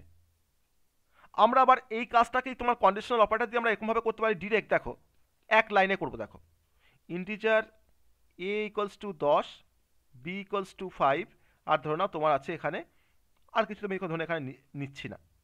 ওকে, আমি দেখো লিখছি এবার যে a গ্রেটার দেন যদি b হয় কোশ্চেন মার্ক, আমি এখানে তোমার লিখছি printf percentage D is greater, double quote শেষ, কমা দিয়ে এখানে এটাকে ডিসপ্লে করলাম, কোলন, আমি আবার পাশে দেখো লিখছি printf percentage D is greater, double quote শেষ কমা দিয়ে লিখছে এখানে বিটাকে ডিসপ্লে করে দিয়ে সেমিক্লোন, আমার কিন্তু কোড কমপ্লিট। তাহলে এই একটা লাইন দিয়ে কিন্তু আমার পুরো ইভ্যালুয়েশনসটা হচ্ছে, কীভাবে হচ্ছে না, এ গ্রেটার দেন যদি বি হয় তাহলে আমার এখানে এটা 10 বিটা 5, তাহলে কন্ডিশনটা আমার ট্রু এখন তার জন্য, কারণ এটা 10 বিটা 5। তো যদি কন্ডিশনটা ট্রু হয় তাহলে আমার এই স্টেটমেন্টটা ইভ্যালিউট হবে, আর যদি কন্ডিশনটা ফলস হতো তাহলে আমার এই স্টেটমেন্টটা ইভ্যালিউট হতো। তাহলে এখন কন্ডিশন যদি ট্রু তো ট্রু হলে কি হচ্ছে না, আমার তখন প্রিন্টে পার্সেন্টেজ ডি ইজ গেটার এটাকে ডিসপ্লে করাটা এটা কিন্তু এখন এক্সিকিউট হচ্ছে, মানে হচ্ছে আমার দেখাচ্ছে যে 10 ইজ গেটার, কারণ এর ভ্যালু কি আছে 10 আছে। আর সাপোজ ধরো নাও অটো বি এর মানটা ধরো না 45, তখন দেখো 10 গ্রেটার দেন 45, কন্ডিশনটা ফলস। যদি ফলস হয় কন্ডিশন তাহলে তোমার কোন পার্টটা এক্সিকিউট করবে না, আমার এই পার্টটা এক্সিকিউট করবে, তখন আমাকে কী দেখাবে না 45 ইজ গেটার, কারণ আমি এখানে বি দেখো বিটাকে ডিসপ্লে করেছি এই পার্সেন্টেজ ডি এর জায়গাতে, তো বি এর মান কত আছে 45। তো এইভাবেও কিন্তু আমরা ইউজ করতে পারি কন্ডিশনাল অপারেটরকে। তো এটা আমরা এবার দেখবো রান করে কিনা। এই যে কোডটা আমি লিখলাম এক লাইনে, না আমি ডিরেক্ট লিখছি এখানে ইন্টিজার এ ইকুয়ালস টু 10 আর বি ইকুয়ালস টু ধরো না হয়তো তোমার 23, আমি এখানে চেঞ্জ করে দিলাম ভ্যালুটা, কোনো অসুবিধা কী আছে। এ গ্রেটার দেন বি যদি হয় কোশ্চেন মার্ক, তাহলে যদি কন্ডিশনটা ট্রু হয় তাহলে আমাকে প্রিন্ট এফ করবে এর ভ্যালু, অর্থাৎ তখন এটা তোমার গেটার, প্রিন্ট এফ আমি এখানে লিখছি ডবল কোটের মধ্যে পার্সেন্টেজ ডি ইজ গেটার দিয়ে আমি বাইরে এসে এটাকে ডিসপ্লে করছি, ওকে কোলন। আমি আবার এই প্রিন্টএফটাকে কপি করে ওখানে লিখবো বি ইজ গেটার। আমি এটাকে স্টেটমেন্টটাকে কপি করে নিলাম, তাহলে আমাকে আর লিখতে হবে না, বারবার টাইপ করতে হবে না। আমি এখানে তোমার জাস্ট করে দিচ্ছি, এখানে বিটাকে ডিসপ্লে করে দিচ্ছি, দিয়ে বাইরে এসে একটা সেমিক্লোন দেবো। আমার লাইনটা শেষ হচ্ছে এখানে, বাইরে এসে একটা সেমিক্লোন দিলাম, আমাদের কোড কিন্তু কমপ্লিট। এবার দেখো রান করছি কোডটাকে, কি দেখাচ্ছে 23 ইজ গেটার। আমি হয়তো এর মধ্যে তোমার ধরুন হয়তো দিলাম হয়তো 140, দেখি আমার চেঞ্জ হচ্ছে কি না, মানে আমার আউটপুটটা 140 ইজ গেটার। তো আমরা এভাবেও কিন্তু আমরা ইউজ করতে পারি কন্ডিশনাল অপারেটরকে। ওকে, সবার এটা বুঝতে পারলে সবাই এটা কীভাবে কাজ করছে? কন্ডিশনাল অপারেটর কীভাবে কাজ করছে সবাই বুঝতে পারলে? হ্যাঁ স্যার। তাহলে যদি আমাকে বলে যে 3টে নাম্বারের মধ্যে গেটেস্ট নাম্বার বের করব, write a program to find the greatest number among 3 numbers by using conditional operator, সে কিন্তু তোমাকে রেস্ট্রিক্ট করে দিচ্ছে যে তুমি কোনো ইফএস ব্যবহার করবে না। ইফএস ব্যবহার না করে তুমি কন্ডিশনাল অপারেটর ব্যবহার করে তুমি কি করে 3টে নাম্বারের মধ্যে গেটেস্ট নাম্বার বের করবে। তখন কি হবে? তখন আমরা কাজটা কি করতে পারবো? কন্ডিশনাল অপারেটর দিয়ে কাজটা করতে পারবো না পারবো না? এন্ড অপারেটর লাগানো যাবে? হ্যাঁ, এন্ড অপারেটর লাগানো যাবে। তাহলে স্যার করা যাবে। তাহলে কিভাবে করবে আমাকে বলো একটু স্টেপ। যদি তিনটা ভেরিয়েবল নিই আমি ডিফাইন করতে পারি, এ যদি বি এর থেকেও বড় এন্ড সি এর থেকেও বড়, হ্যাঁ তখন প্রিন্ট হোক এটা আমাদের বড়, তিনটা রকম স্টেটমেন্ট লিখলে প্রিন্ট হয়ে যাবে, বেরিয়ে যাবে আমাদের। বেশ, আমি বললাম যে তোমাকে আমি এন্ডটাকে ইউজ করতে দেবো না, তাহলে কিভাবে করবে? টার্নারি অপারেটর দিয়ে করা যাবে। তখন টার্নারি অপারেটর দিয়ে করব। তখন কিভাবে করব? টার্নারি অপারেটর দিয়ে তখন কিভাবে করব? স্যার আরো দুটো ভেরিয়েবল এক্সট্রা নিয়ে নেব। দিয়ে বলো, তারপর বলো। তারপর স্যার এবিসিডি ই 5টা নিয়েছি, এবিসি এর মধ্যে ভ্যালুগুলো ডিক্লেয়ার করে দিয়েছি, আর তাহলে D equal to A greater than B জিজ্ঞাসা চিহ্ন, বেশ, এ ইজ টু বি মানে এ কোলন বি আর কি, আর পরেরটায় স্যার ডি আর সি এর মধ্যে চেক করব। এক্স্যাক্টলি। তো যেটা বলছে যে ফার্স্টে আমরা 5টা ভেরিয়েবলকে ডিক্লেয়ার করলাম, আমি 3টে ভেরিয়েবলের মধ্যে তোমার 3টে ভ্যালু করে নিলাম, সেটা আমরা এখানে অ্যাসাইন করে দিয়েছি, বা তুমি ইনপুট নিতে পারো ইউজারের থেকে। এবার আমি তোমার ফার্স্টে 3টে নাম্বারের মধ্যে কে বড় চেক করার জন্য আমরা এরকমভাবে কাজটা করতে চাইছি। ধরে নাও আমি ফার্স্টে এ আর বি এর মধ্যে কম্প্যারিজন করলাম, দিয়ে দেখলাম কে বড় হচ্ছে, যে বড় হবে এ আর বি এর মধ্যে তার সাথে আমি কম্প্যারিজন করব সি এর, দিয়ে দেখবো কে বড় হচ্ছে। তো তাহলেই তো আমরা আলটিমেট যে বড় তাকে তো পেয়ে যাব, তাই না? তো সেই কাজটা আমি এখানে করতে চাইছি, যে আমি ফার্স্ট তোমার এ আর বি এর মধ্যে ফার্স্টে কম্প্যারিজন করব, তাকে রাখবো কার মধ্যে, ডি এর মধ্যে। দেখো আমি লিখছি, দেখো D equals to A greater than যদি বি হয়, যদি কন্ডিশনটা ট্রু হয় তাহলে আমার ডি এর মধ্যে এ স্টোর থাকবে, না হলে ডি এর মধ্যে বি স্টোর থাকবে। ওকে, তাহলে এখন এ আর বি এর মধ্যে যে গেটেস্ট তাকে আমি কার মধ্যে রেখেছি, ডি এর মধ্যে রেখেছি। তাহলে এখন দেখো এটা আমার ডি। ওকে, সেই ডি এর সঙ্গে আমি এখন কার কম্পেয়ার করবো, সি এর। ডি কার মধ্যে রাখবো না, ই এর মধ্যে রাখবো, এটা আমার ই হবে। ঠিক আছে, আমি এখন তোকে লিখছি, দেখো E equals to C greater than যদি ডি হয় তাহলে আমার সিটা থাকবে ই এর মধ্যে, না হলে আমার ডি থাকবে ই এর মধ্যে। ওকে, তাহলে আলটিমেট আমার এখন গ্রেটেস্ট নাম্বারটা কার মধ্যে আছে, ই এর মধ্যে আছে। আমি এখন কি করলাম, প্রিন্টএফ করলাম যে পার্সেন্টেজ ডি ইজ গ্রেটার দিয়ে ইটাকে ডিসপ্লে করে দিলাম। পার্সেন্টেজ ডি ইজ গ্রেটার দিয়ে আমি এখন ইটাকে ডিসপ্লে করে দিচ্ছি, তাহলে কিন্তু আমাকে গ্রেটেস্ট নাম্বার বেরিয়ে যাবে। এটা হচ্ছে without using if else statement, তাই না? চলো দেখে নিই একটু। আমি সেমভাবেই কাজটা করব, মানে সেমভাবেই কাজটা আমি করেছি একই রকমভাবে, তোমরা যেভাবে কন্ডিশনাল অপারেটর যেভাবে করতে হয় অ্যাকচুয়ালি। এ ইকুয়ালস টু ধরো 34, বি ইকুয়ালস টু ধরে নাও 76, আর সি ইকুয়ালস টু ধরে নাও 87। ওকে, আর ধরো আমার এখানে ডি একটা ভেরিয়েবল আছে, আমার পাশে ধরে নাও ই একটা ভেরিয়েবল আছে। ওকে, চলো আমি এবার কি করছি, D equals to A greater than যদি বি হয় তাহলে এটাকে তুমি রাখবে ডি এর মধ্যে, না হলে তুমি বিটাকে রাখবে ডি এর মধ্যে। ওকে, থার্ড কি করেছি, আমি এখন সি এর সঙ্গে ডি এর কম্পেয়ার করবো, দিয়ে ই এর মধ্যে রাখবো। তাহলে আমি লিখছি এখন equals to C greater than যদি ডি হয় তাহলে তোমার সি থাকবে ডি এর ই এর মধ্যে, না হলে ডি থাকবে তোমার ই এর মধ্যে, সেমিক্লোন। তাহলে ই এর মধ্যে কিন্তু আমার গ্রেটেস্ট নাম্বার চলে এসছে। আমি এখন প্রিন্ট করব, ইটাকে প্রিন্ট করব। তো প্রিন্টএফ আমি এখন প্রিন্ট করছি ইটাকে, যে পার্সেন্টেজ ডি ইজ গ্রেটার দিয়ে আমি এখন ইটাকে ডিসপ্লে করব, ঠিক আছে? ওকে, ও ডিটা পড়েনি, সরি, ডিটাকে আমরা এখানে ডিটাকে দিয়ে দিচ্ছি। ওকে, তো এই তো হচ্ছে আমার কোড 3টে নাম্বারে গ্রেটেস্ট নাম্বার বের করার জন্য। তার মানে দেখো, যদি আমরা কাজটা যদি ইফ এলস দিয়ে করতে চাইতাম আমার কিন্তু অনেক বেশি লাইনে কোড লিখতে হতো, তাই না? যেখানে আমরা দেখো 4 লাইনের মধ্যে কিন্তু কোডটাকে লিখে কমপ্লিট করে দিয়েছি 3টে নাম্বারের মধ্যে গ্রেটেস্ট নাম্বারটা বের করাটা। আমি এখন তখন এটাকে রান করছি, কি দেখাচ্ছে, 87 ইজ গ্রেটার। তুমি কম্বিনেশন তুমি পাল্টে দাও, তুমি এখানে এটাকে বড় করে দাও, দিয়ে রান করাও, দেখো তোমার দেখাচ্ছে, তুমি যে নাম্বারটাই বড় হোক দেখানো আমার কিন্তু সেই গ্রেটেস্ট নাম্বারটাই আমাকে দেখাবে। তো এটা কিন্তু একটা প্রসিডিওর, এইভাবে কিন্তু কাজটাকে আমরা করতে পারি। তো that is the use of conditional operator in C, that is the uses of conditional operator in C. যদি তোমাকে বলতো যে একটা নাম্বার ইভেন না অড চেক করতে হবে বাই ইউজিং কন্ডিশনাল অপারেটর, তোমার কোনো ইফ এলস ব্যবহার করা যাবে না, তখন কীভাবে করতে কাজটা, যে একটা নাম্বার ইভেন না অড তোমাকে চেক করতে বলেছে without using if else statement, তখন কীভাবে কাজটা করতে? এর মোড টু কম্পারিজন করতে, মানে এর মোড টু কন্ডিশনটাকে চেক করতাম। হ্যাঁ, আর ফার্স্ট অপশনে প্রিন্টএফ ইভেন, সেকেন্ড অপশনে printf odd. Exactly, N mod two double equals to 0 কন্ডিশনসটা আমার, এই কন্ডিশন যদি তোমার ট্রু হয় তাহলে আমি কি করব, প্রিন্টএফ ইভেন নাম্বার হবে, তাই না?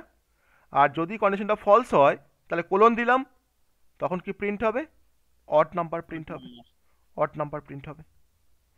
দেখো এক লাইনে দেখো আমার বেরিয়ে গেল। আমি হয়তো আগে এখানে কি করব না, আমি এনটাকে আইদার ডিফাইন করে রাখবো কিংবা এটাকে ইউজারের কাছ থেকে ইনপুট নেব, তাহলেই হয়ে গেল। ওকে, তো এইভাবে কিন্তু আমরা করতে পারি।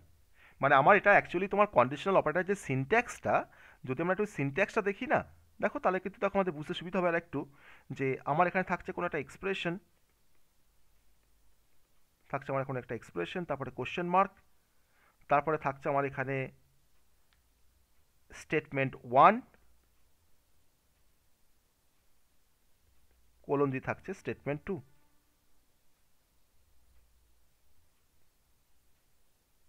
সেমিক্লোন। এই এক্সপ্রেশন যাকে বলছি সেটা বেসিক্যালি কিন্তু one type of condition, one type of logical conditions বা কন্ডিশনস। তাহলে if condition becomes true, then statement 1 will be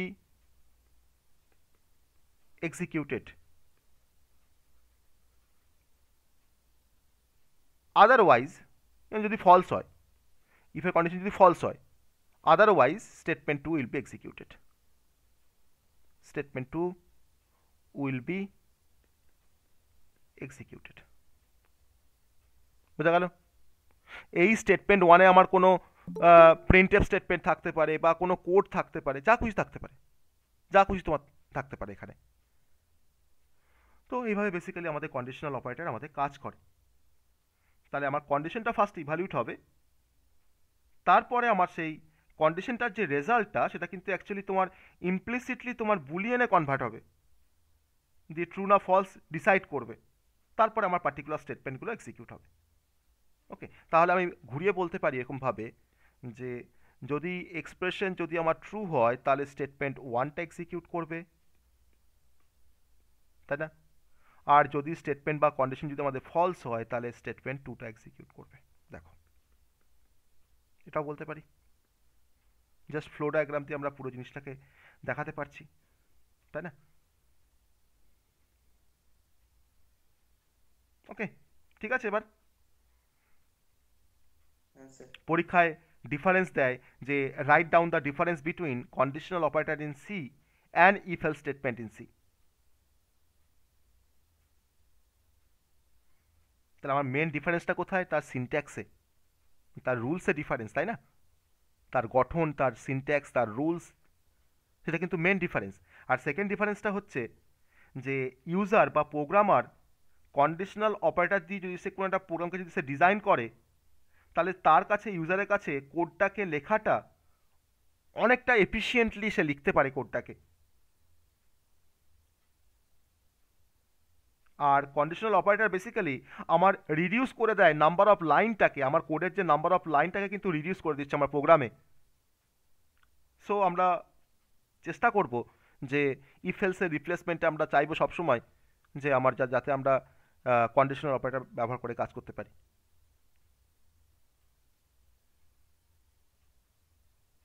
ওকে, তো আমরা এক্সাম্পল দেখলাম কন্ডিশনাল অপারেটর ইভেন অড নাম্বারের প্রোগ্রামিং দেখে, 3 নাম্বারসের মধ্যে গ্রেটেস্ট নাম্বার সেটাও দেখলাম আমরা। ওকে,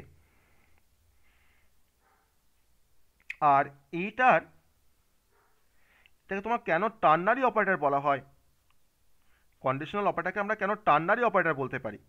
যদি কোশ্চেন আসে যে is the conditional operator in C and the ternary operator of the C programming language the same, কি অ্যান্সার বলবো? যে কন্ডিশনাল অপারেটর আর টার্নারি অপারেটর কি সেম আমাদের সিতে?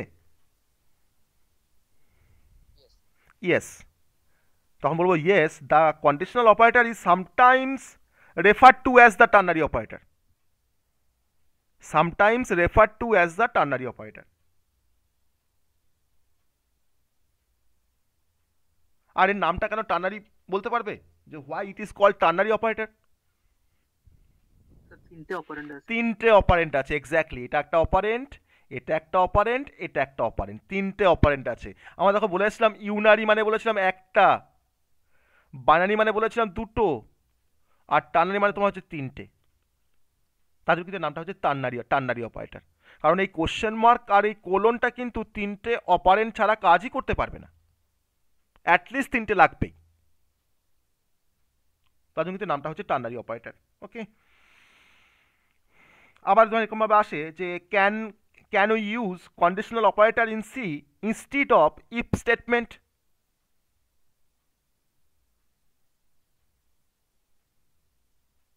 ভালো করে কিন্তু বুঝবে কোশ্চেনটা, যে আমরা কি কন্ডিশনাল অপারেটরকে কি আমরা ব্যবহার করতে পারি সিতে যে ইফ স্টেটমেন্টের রিপ্লেসমেন্টে?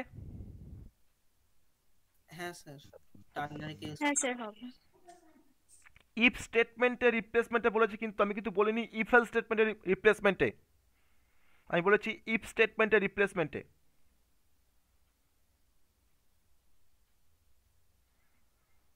তো শুধু ইফের জন্য হবে না, এক্স্যাক্টলি শুধু ইফের জন্য হবে না। আমি কি কোনো সময় লিখতে পারবো যে এক্সপ্রেশন কোশ্চেন মার্ক স্টেটমেন্ট 1 লিখতে পারি কি আমরা কোনোভাবে? আমি যদি ভাবি যে আমি টার্নারি অপারেটর যে সিনট্যাক্সটা যদি আমি চেঞ্জ করে দিই যে এক্সপ্রেশন কোশ্চেন মার্ক স্টেটমেন্ট 1, আমি ট্রু হলে কি হবে বললাম, কিন্তু ফলস হলে কি হবে আমি বললাম না, সেটা কি তোমার করা যায় আমাদের এখানে? তাহলে ইফ মানে কি, শুধু ইফ মানে কি যে যদি আমার কন্ডিশনটা ট্রু হয় তাহলে কি হবে আমি বলছি। কারণ সিতে ইফ লিখলে যে এলস লিখতেই হবে তার কোনো মানে নেই, নাও লিখতে পারি, কিন্তু শুধু এলস লেখা যায় না, এলস লিখতে গেলে তোমাকে ইফ লিখতেই হবে। তাহলে আমরা টার্নারি অপারেটরকে কিন্তু আমরা কোনোভাবেই যে একটা কন্ডিশন ট্রু হলে কি হবে বললাম আর ফলস হলে কি হবে আমি বললাম না, তা কিন্তু করা যাবে না। সো আমরা কন্ডিশনাল অপারেটরকে মানে আমি বলতে পারি the conditional operator cannot be replaced in position of the if statement. কারণ কন্ডিশনাল অপারেটর তোমার তার দরকার পড়ে 3টে অপারেন্টের। তাহলে আমার কাছে কোনো অপশন থাকছে না যদি আমার কন্ডিশনটা ফলস হয়, ফলস পার্টটাকে কীভাবে হ্যান্ডেল করবো আমি কিন্তু তার কোনো অপশন থাকছে না। সো আমরা এটাকে রিপ্লেস করতে পারি না ইফ স্টেটমেন্টের সাথে। কিন্তু যদি বলতো ইফ এলস স্টেটমেন্ট আমি বলতাম ইয়েস, করা যায়। তো কোশ্চেনগুলো কিন্তু এইভাবে ভাবতে হবে, ঠিক আছে? বোঝা গেল? তাহলে কন্ডিশনাল অপারেটর কি কাজ করছে বোঝা গেল সবার? সবাই বুঝতে পেরেছো? এটা কিন্তু সেপারেট একটা বলছি কম্পারিজন অপারেটর আর রিলেশনাল অপারেটর কি সেম? একই, হ্যাঁ সেম, ঠিক আছে, সেম।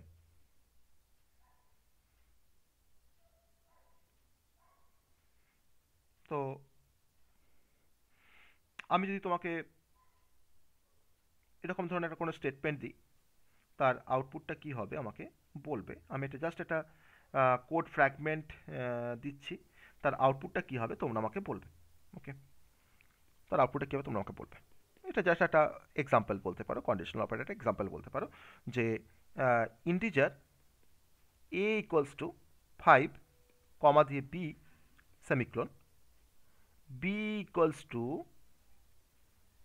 a = 5 question mark. আমি কিন্তু ব্র্যাকেটটাকেও অ্যাড করতে পারি, সেটা কিন্তু ভুল নয়, ঠিক আছে? আমি যে ফার্স্ট ব্র্যাকেটের মধ্যে তোমার দেখো লিখছি 3, আবার দেখো কোলন দিয়ে তোমার লিখছি 2 ফার্স্ট ব্র্যাকেটের মধ্যে, এটা কিন্তু ভুল নয়, এটা কিন্তু সিনট্যাক্সের মধ্যেই আছে, হ্যাঁ, এটা কিন্তু ভুল নয়। ওকে, সেমিক্লোন যে আমি এখন প্রিন্ট করছি বি এর ভ্যালুকে, যে %d বিটাকে প্রিন্ট করছি। বলো তো কি আসবে অ্যান্সার?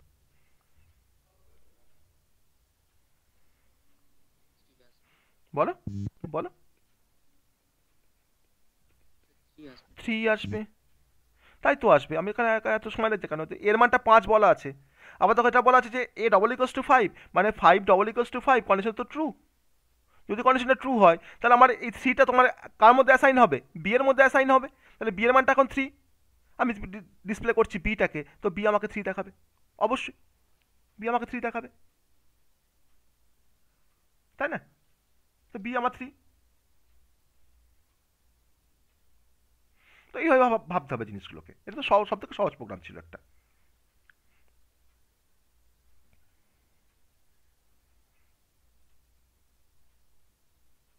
আবার দেখো যদি আমি এরকমভাবে লিখি যে আরেকটা এক্সাম্পল, যে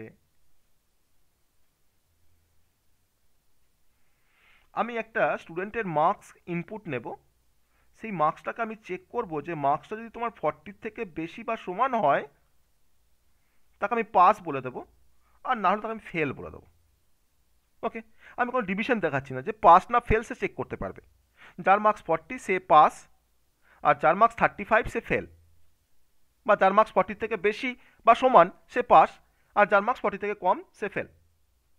তো তাকে আমরা কন্ডিশনাল অপারেটরে কীভাবে লিখব, সেটাকে আমরা কন্ডিশনাল অপারেটরে কীভাবে করব?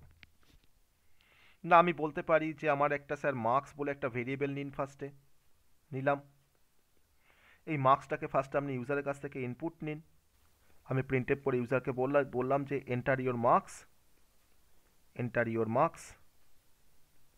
সেটা মার্কসকে এন্টার করবে, তাকে আমি স্ক্যান করব স্যার মার্কস ভেরিয়েবলের মধ্যে, অবশ্যই %d, কারণ যেহেতু আমার একটা ইন্টিজার ভেরিয়েবল মার্কসটা, সো %d মার্কস, মার্কসের মধ্যে ভ্যালুটা আমার স্টোর হয়ে গেছে, আমি এবার তাকে দেখাবো যে যদি মার্কসের ভ্যালু যদি তোমার greater than 40 হয়, গ্রেটার দেন ইকুয়ালস টু 40 হয় তাকে আমি পাস দেখাবো, না হলে ফেল দেখাবো। তাহলে কি করব?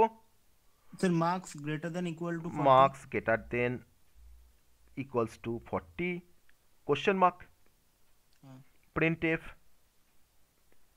পাস, তাই তো? Printf pass colon printf fail, printf fail semicolon দিয়ে আমি এখানে আমার এখানে ধরুন ইন্টিজার মেন আছে, লাস্টে আমরা কি করছিলাম রিটার্ন 0, রিটার্ন 0 করে শেষ করলাম। আমাকে দেখাবে কিন্তু পাস। আমি এখানে মার্কসটা কোনো অবশ্যই ইনপুট নিইনি, আমি যদি 41 দিই আমাকে পাস দেখাবে, যদি 34 নিই আমাকে তখন ফেল দেখাবে। এবার এই স্টেটমেন্টটাকে আমি এরকমভাবে লিখতে পারি কিনা দেখো তো। যদি আমি এরকমভাবে লিখতাম এই স্টেটমেন্টটাকে, মানে এই জায়গায় আমি জাস্ট রিপ্লেস করছি, তাহলে সেটা ভ্যালিড কিনা আমাকে বলবে তোমরা, ঠিক আছে? সেটা ভ্যালিড কিনা। আমি যদি এরকমভাবে লিখতাম যে পুটেস marks greater than or equals to 40 question mark, এখানে ডিসপ্লে করছি পাস্ট কোলন, এখানে ডিসপ্লে করছি ফেলড বা ফেল দিয়ে ডবল কোটটা শেষ করে ব্র্যাকেটটা শেষ করলাম, দিয়ে একটা সেমিকোলন দিলাম। আমার কি ওই লাইনটা কি এই লাইন দিয়ে রিপ্লেস করা যেতে পারে? স্যার পুটেসটা কি স্ট্রিং কে ডিসপ্লে করে, ডিসপ্লে করে। পুটেস মানে হচ্ছে টু ডিসপ্লে, কিভাবে প্রিন্ট হবে? প্রিন্ট হবে। হ্যাঁ স্যার হবে। তো আমার তো এটা তো স্ট্রিং নয়, এটা তো আমার স্ট্রিং কি? এটা কি স্ট্রিং? এটা কি স্ট্রিং বলো? এটা নয় স্ট্রিং, ঠিক আছে, এটা নয় স্ট্রিং, ঠিক আছে, ওকে। তো এটা ইভ্যালুয়েট হবে, কারণ পুটেস দিয়ে আমরা কোনো স্ট্রিংকে ডিসপ্লে করতে পারি। তো আমি এখানে পুটেসের মধ্যে কিন্তু দেখো এটা কিন্তু তোমার স্ট্রিং নয়, ঠিক আছে, কিন্তু এটা ইভ্যালুয়েট হয়ে কি হচ্ছে, এটা বুলিয়ান ভ্যালু রিটার্ন করছে, যার উপর ডিপেন্ড করছে আমার পাসটা এক্সিকিউট করবে না ফেলটা প্রিন্ট হবে, তাই না? তার জন্য কিন্তু এটা এক্সিকিউট হবে। আবার দেখে নিন, এটা কিন্তু একটা অন্যরকম টাইপের একটা প্রবলেম, মানে প্রবলেমটা সহজ কিন্তু তাকে আমরা পুটেস দিয়েও রিপ্লেস করতে পারি। কারণ তোমার ধরো পরীক্ষায় তোমার হয়তো এরকমভাবে তোমাকে হয়তো এরকমভাবে না স্টেটমেন্টটা না দিয়ে তোমাকে হয়তো এই পুটেস দিয়েছে, যদি আমরা পুটেসটাকে এরকমভাবে ব্যবহার যদি করতে না জানি তাহলে কিন্তু আমরা করতে পারবো না। আমরা তখন বলবো যে না এটা ভুল আছে হয়তো এই কোডটা। তো তার জন্য আমি এখানে দেখাচ্ছি, এবার দেখো এটা আমার দেওয়া আছে, বি দেওয়া আছে, আমার তো এবি থাকবে, এখানে মার্কস থাকবে। আমি কোডটাকে আবার নতুন করে লিখছি, ইন্টিজার মার্কস, আমি মার্কসের একটা ভ্যালু এখানে ধরে নিই, ঠিক আছে? তাহলে আমাকে আর ইনপুটটা নিতে হয় না। আমি আবার কি লিখবো? আমি লিখছি পুটেস marks greater than or equals to 40, একটু মিউট করো, কাটটা ইয়া হয়ে আছে, একটু মিউট করো,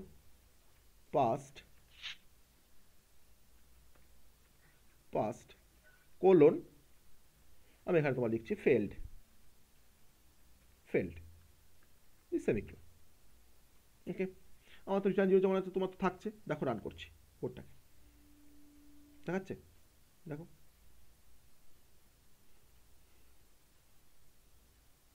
আমি এটা কেন দেখালাম বলো তো? না দেখো তুমি আগের কোডটাই দেখো, আমার দেখো দুবার প্রিন্টএফ লিখতে হচ্ছে, খুব ডিসগাস্টিং, দুবার প্রিন্টএফ লিখতে হচ্ছে। আমি কেন দুবার প্রিন্টএফ লিখবো? যদি সেই কাজটা যদি ডিরেক্ট তোমার পুটেস দিয়ে করতে পারি, একবারই পুটেস লিখে, আমি কেন তোমার দুবার প্রিন্টএফ লিখবো?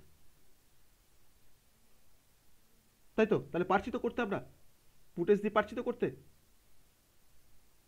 হ্যাঁ স্যার। তো পুটেস কিন্তু বেসিক্যালি একটা আউটপুট ফাংশন, যার থ্রু দিয়ে আমরা কোনো স্ট্রিংকে ডিসপ্লে করতে পারি। আর পুটেসটা কিন্তু একটা আনফরম্যাটেড আউটপুট ফাংশন, কোনো ফরম্যাট স্ট্রিং স্পেসিফাই করতে হয় না। আমরা ওই প্রিন্টএফের মতন %d, %s বা %c বা %f আমরা কিন্তু এখানে ইউজ করতে হয় না। তার জন্য পুটেসকে বলা হয় আনফরম্যাটেড আউটপুট ফাংশন, যার কোনো ফরম্যাট স্ট্রিং যাকে যেখানে স্পেসিফাই করতে হয় না, ঠিক আছে? পুটেস ফাংশনটাতে কি স্ট্রিং ডেটা টাইপ ছাড়া অন্য কোনো ডেটা টাইপ দিলেও কি প্রিন্ট হবে? না,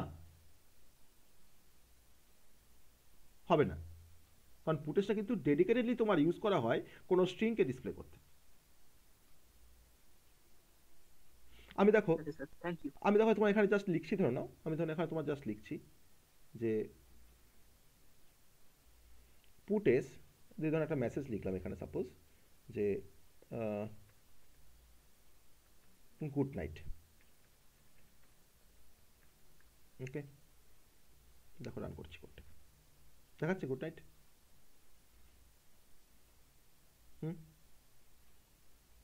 আমরা তো প্রিন্টের দিয়ে কাজটা করতে পারি, আবার গুড নাইট দিয়ে কাজটা করলাম। আমরা ধরুন এখানে আছে ধরুন integer marks is equal two 65, আমি এখন চাইছি যে মার্কসটাকে ডিসপ্লে করব, মার্কসের ভ্যালুটাকে ডিসপ্লে করব। আমি ধরুন এখানে লিখলাম হয়তো মার্কস, শুধুমাত্র লিখলাম মার্কস, ওকে মার্কসের ভ্যালুকে ডিসপ্লে করব, মার্কস ভেরিয়েবলটা লিখলাম, দেখো রান করছি, কি দেখাচ্ছে? আমার সিনট্যাক্স সাপোর্ট করছে না। আমি যে আর্গুমেন্টটা পাস করেছি পুটেস ফাংশনে মার্কসটা, এটা কিন্তু আমাকে স্ট্রিং হতে হবে, এটা আমার একটা ইন্টিজার। পুটেসটা শুধুমাত্র স্ট্রিং প্রিন্ট করে, তো তাদের কিছু প্রিন্ট করে না তো। তো সে ওটাই তো বলছি যে আমার পুটেসটা ডেডিকেটেডলি তোমার স্ট্রিং এর জন্য রেসপন্সিবল, স্ট্রিংকে ডিসপ্লে করতে। আর গেটেস দিয়ে আমরা কোনো স্ট্রিংকে রিড করতে পারি, গেটেস। আর পুটেসটা হচ্ছে কোনো স্ট্রিং। এফ গেটেস আছে না? হ্যাঁ এফ গেটেস হ্যাঁ আছে, ওটা ফাইলের জন্য ইউজ করা হবে, ফাইলে আসবো তখন বলবো, তোমাদের ফাইল নেই, তোমাদের সিলেবাসে ফাইল নেই, ওকে ওটা ফাইলের জন্য ইউজ করা হয়। তাহলে বোঝা গেল কন্ডিশনাল অপারেটরের ডিফারেন্ট কনসেপ্ট বোঝা গেল। আর আমরা কিন্তু এটাও দেখলাম যে পুটেস দিয়ে আমরা কোনো মেসেজকে ডিসপ্লে করতে পারছি। তো আমরা এখন প্রিন্টএফ লেখা ছেড়ে দেবো, আমরা এখন পুটেস দিয়ে কোনো মেসেজকে ডিসপ্লে করব, তাই তো? বলো কোনো কোশ্চেন থাকলে বলো।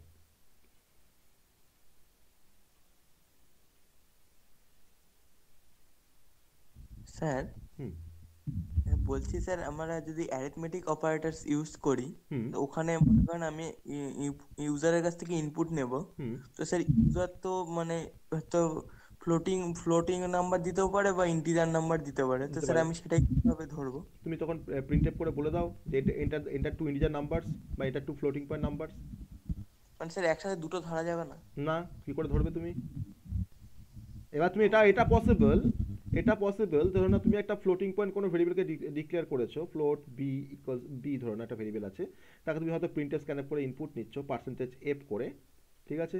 তুমি ধরো হয়তো 5 এন্টার করলে, তাহলে এটাকে বলা হয় অটোমেটিক টাইপ কনভার্সন। তখন কিন্তু 5টা কিন্তু তোমার 5.0 তে কনভার্ট হয়ে তারপরে কিন্তু বি এর মধ্যে স্টোর হবে, ঠিক আছে? এটাকে বলা হয় implicit type conversion, implicit type conversion. আর এটা একমাত্র তখনই পসিবল যে যদি আমি কোনো একটা লোয়ার টাইপের ডেটাকে যদি আমি একটা হায়ার টাইপের কোনো ডেটার মধ্যে রাখতে চাই, সেটা কিন্তু পসিবল।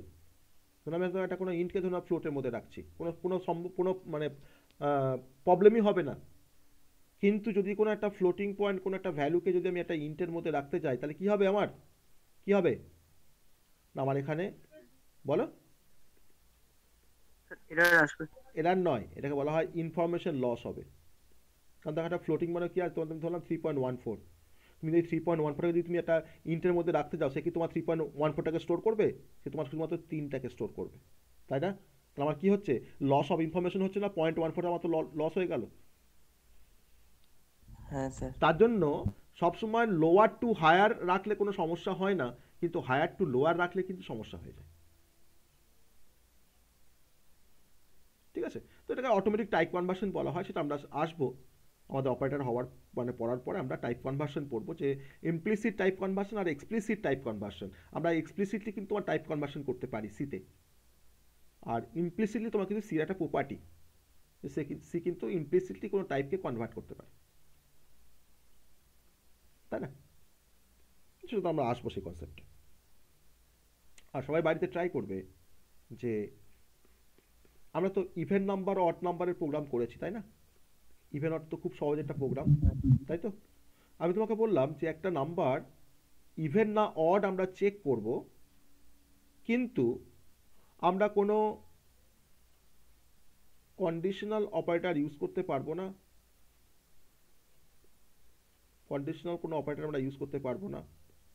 আর সেকেন্ড বললাম যে কোনো কম্প্যারিজন অপারেটর ব্যবহার করতে পারবো না, বা আমরা কোনো অ্যারিথমেটিক অপারেটর, আমি অ্যারিথমেটিক বলবো না, আমি অনলি বলবো কোনো মডুলার ডিভিশন ব্যবহার করতে পারবো না। তাহলে একটা নাম্বারকে আমি ইভেন বা অড কি করে চেক করব? আমার কোশ্চেনটা এভাবে করতে পারি কি? বলো। ধরুন n একটা নাম্বার আছে, হ্যাঁ, তো সেটার থেকে আমি n-1 মাইনাস করব। সেটা যদি 1 রিটার্ন করে সেটা হবে ইভেন নাম্বার, যদি 0 রিটার্ন করে সেটা হবে অড নাম্বার। তুমি 1 মাইনাস করবে বললে n থেকে? না না স্যার, আমি n একটা যদি মাইনাস নিই, মানে n একটা যদি ভেরিয়েবল নিই, হ্যাঁ, তার থেকে n-1 মাইনাস করব, অর্থাৎ 10 যদি নিই তাহলে 10 - 9 করব। হ্যাঁ, হতে পারে। আমি তোমাকে বললাম যে কোনো অ্যারিথমেটিক অপারেটরও ব্যবহার করা যাবে না। স্যার লুপ দিয়ে করা যাবে? হ্যাঁ, না, লুপের তো এখানে কোনো ইয়ে আসছে না, আমার লুপের দরকারই নেই এখানে। আমি তো একই স্টেটমেন্টকে তো আর বারবার এক্সিকিউট করতে চাইছি না যে লুপ ব্যবহার করবো, তাই না? আমার তো জাস্ট একটা চেক করা, একটা মানে কন্ডিশনস যে কি কেন এটা ইভেন বা কেন এটা অড। একটু হিন্টস দেবো? এন্ড অপারেটর ইউজ করতে পারি, মানে এক্স্যাক্টলি লজিক্যাল অপারেটর। ওটাই বলছি আমি, এন্ড মানে কি লজিক্যাল এন্ড নয়, ওটা তোমাকে ইউজ করতে হবে bitwise and operator. Bitwise and operator তোমাকে যার মানে স্যার শেষে 1 থাকবে, যার লাস্ট বিট 1 হবে। এটা একটু বলি, দেখো খুব ইন্টারেস্টিং একটা লজিক। ধরে নাও আমার এটা n ধরনের একটা নাম্বার, তার মধ্যে ধরে নাও 5 আছে, ঠিক আছে? এটা একটা অড নাম্বার দেখে বুঝতে পারছি আমরা কি করে বুঝছি না 5কে 2 দিয়ে ভাগ করে ভাগশেষটা আমার 0 আসছে না বলে বলছি এটা অড নাম্বার, তাই না? তো আমরা কিন্তু সেটা কিন্তু ভাবছি, মনে মনে ভেবে কিন্তু বলছি যে 5টা অড নাম্বার। তা আমার কম্পিউটার কীভাবে ভাববে, আমার প্রোগ্রামটা কীভাবে ভাববে, তাকে তোমাকে ভাবাতে হবে। কিন্তু আমাকে অনেক রেস্ট্রিকশন দিয়ে দিয়েছে যে আমি কোনো মডুলার ডিভিশন ইউজ করতে পারবো না, আমি কোনো অ্যারিথমেটিক অপারেটর ব্যবহার করতে পারবো না। আমি তখন কি করলাম না, এই n এর সাথে আমি অ্যান্ড অপারেশন করছি 1 এর। দেখো করে দেখি, 5 হচ্ছে n অ্যান্ড 1 তার মানে বোঝাচ্ছে, তাহলে 5 মানে হচ্ছে 0101 আর 1 মানে হচ্ছে 0001। আমি এদের মধ্যে কি করছি, অ্যান্ড অপারেশন, একে বলা হয় বিটওয়াইজ অ্যান্ড অপারেশনস, মানে বিটওয়াইজ আমার অ্যান্ডিং হবে। তো অ্যান্ড তোমরা জানি অ্যান্ড গেট কীভাবে কাজ করে, মাল্টিপ্লাই করে দেয় দুটো ইনপুটের মধ্যে। এটা 1 গুণ করে 1 হলো, এটা 0, এটা 0, এটা 0, তাহলে কী পাচ্ছি আমরা, এটা ডেসিমেলে 1 পাচ্ছি। আবার তুমি আর একটা অড নাম্বার কনসিডার করো যে স্যার n = যদি 13 হয়, তো সেটা তো একটা অড নাম্বার। তাহলে এই 13কে যদি আপনি 1 দিয়ে অ্যান্ডিং করেন তাহলে কি আসবে একবার দেখা যাক। 13 and 1, তাহলে 13 মানে হচ্ছে 1101 আর 1 তোমার 0001। আবার অ্যান্ডিং অপারেশন করছি দুটোর মধ্যে, 1000, কি পাচ্ছ? 1। তুমি যত অড নাম্বার আছে তার সাথে যদি তুমি 1কে যদি তুমি অ্যান্ডিং করো, তোমার অলওয়েজ তোমাকে রিটার্ন করবে 1। কিন্তু কোনো একটা ইভেন নাম্বার ধরে নাও n = হয়তো 8, আমি এখন 8 এর সাথে 1কে অ্যান্ডিং করছি, অর্থাৎ 8 মানে হচ্ছে 1000, তার সাথে আমি 1টাকে অ্যান্ডিং করছি। দেখো তোমার কিন্তু অলওয়েজ দেখো 0 আসবে, দেখো 0। তুমি আরেকটা ইভেন নাম্বার কনসিডার করো 24, তাহলে 24 অ্যান্ডিং 1 করো, 24 মানে কত, 1100, তাই তো? তাহলে আমাকে 1টাকে তোমার 5 বিটে রিপ্রেজেন্ট করতে হবে, তাহলে দেখো তোমার 4টে 0 অফ 1 লিখতে পারি 1টাকে 5 বিটে। দেখো কি আসছে। তো আমার তো এটাই তো কন্ডিশনস, যে ইফের মধ্যে যদি আমরা লিখে দিই যে ইফ n and 1 দিয়ে আর কিছু লিখলাম না, তাহলে আমরা কি প্রিন্ট করব, কি প্রিন্টএফ করব এখানে, বলো কি প্রিন্টএফ করব?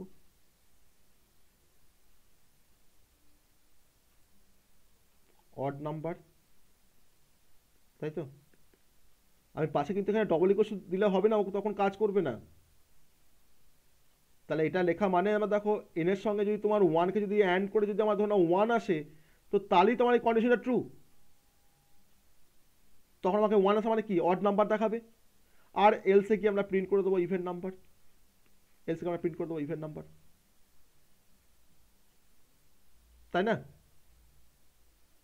তাহলে এটা বোঝা গেল লজিকটা, যে কীভাবে আমরা কাজটাকে এই অ্যান্ড দিয়ে করতে পারি, বিটওয়াইজ অ্যান্ড দিয়ে কীভাবে কাজটা করা যেতে পারে। সবাই বুঝতে পারলে? হ্যাঁ হ্যাঁ স্যার হ্যাঁ স্যার তো একটু দেখে নিই লাস্ট, এটাই লাস্ট। চলো, integer n equals to, suppose আমি ধরে নাও এনটাকে আমি ইউজারের কাছ থেকে ইনপুটই নেব, এনটাকে ইউজারের কাছ থেকে ইনপুট নিচ্ছি, আমি এখানে পুটেস করি, হয়তো মেসেজটাকে ডিসপ্লে করব।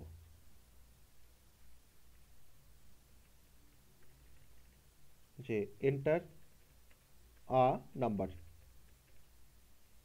ওকে। দেখো ইফের মধ্যে লিখছি if n and 1 bracket start করলাম, printf odd number,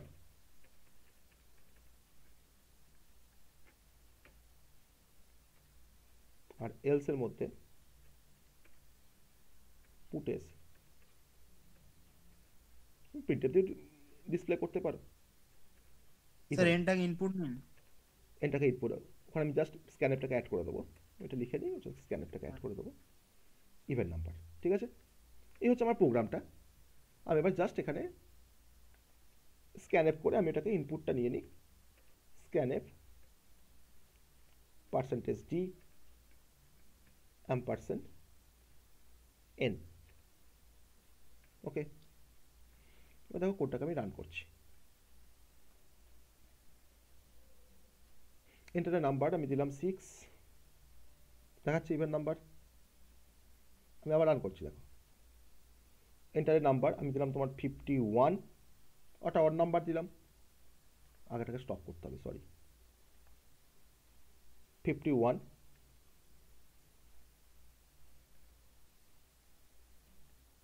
কি হলো, এন্টার টিপুন, আমি তো রান করেছি, 51 দিলাম, এবার এখানে এন্টার এন্টার অড নাম্বার, ঠিক আছে। কিন্তু আমি এখানে n ampersand 1 যদি ডবল ইকুয়ালস টু যদি এখানে 1 করতাম, তাহলে দেখো কোডটাকে রান করছি, এন্টারের নাম্বার 54, এটা ইভেন নাম্বার দিয়েছি, দেখো এখানে আসছে ইভেন নাম্বার। আবার ধরে নাও আমি আবার এই কোডটাকে রান করছি, ধরুন আমি একটা অড নাম্বার দিচ্ছি, সাপোজ 31, আমাকে দেখাচ্ছে অড নাম্বার। কিন্তু তুমি যদি এখানে ডবল ইকুয়ালস টু যদি 0 করো, ফর এক্সাম্পল তুমি এখানে 0 করে তুমি এটা অডটাকে চেঞ্জ করতে আবার তোমাকে ইভেন করতে হবে, তাই না? অডটাকে তোমাকে চেঞ্জ করে ইভেন করতে হবে। আমি সমস্ত রকম পসিবিলিটিগুলো দেখাচ্ছি যে আমরা এটা করেও এটা করতে পারি। আমি ধরুন এখানে অড নাম্বার করলাম, এবার কোডটাকে রান করে দেখবো এটা কাজ করছে কিনা। এন্টারের নাম্বার 56, এটা ইভেন নাম্বার অবশ্যই। কি দেখাচ্ছে, কি দেখাচ্ছে, অড নাম্বার। তাহলে আমার এই কন্ডিশনটা ডবল ইকুয়ালস টু 0 এটাকে চেক করতে পারছে, পাচ্ছে না। তুমি আবার একটা অড নাম্বারকে এন্টার করো, দেখো 11, দেখো এটা দেখো তোমার ঠিক আসছে, অড নাম্বারটা তোমার ঠিক আসছে, কিন্তু ইভেন নাম্বার দেখো কি তোমার তখন দেখাচ্ছে আমাকে অড নাম্বার। আমি তার জন্যই কিন্তু এখানে ডবল ইকুয়ালস টু যদি কোনো কন্ডিশন না দিয়ে আমি জাস্ট n ampersand 1 করেছি, মানে n ampersand 1 করে যদি 1 হয় তাহলেই আমার তখন অড নাম্বার তখন আমাকে ডিসপ্লে করবে। আমি তখন এখানে লিখেছিলাম অড নাম্বার, ঠিক আছে। আর এখানে আমি তখন লিখেছিলাম ইভেন নাম্বার, সেই কারণের জন্যই কিন্তু এখানে লিখেছিলাম ইভেন নাম্বার, ওকে। এবার কোডটা কিন্তু আমাদের সাকসেসফুলি রান করবে। তাহলে এই স্টেটমেন্টটা, এই কন্ডিশনটা যদি আমার ইভ্যালুয়েট হয় 1 দিয়ে, তখন কিন্তু ইফের কন্ডিশনটা ট্রু, আর না হলে কিন্তু ইফটা আমার তখন ফলস। আমি ধরুন এখানে তোমার কিছুই লিখলাম না, সাপোজ ধরুন আমার এখানে ইন্ট ফিন্ট কিছুই নেই, এসব কিছুই নেই। আমি এটা তোমাদের মনে আগেও দেখিয়েছিলাম। আমি এখানে ধরুন লিখেছি হয়তো যে ইফ 123, আমি ধরুন এবার রান করছি কোডটা, কি আউটপুট আসবে, অড নাম্বার।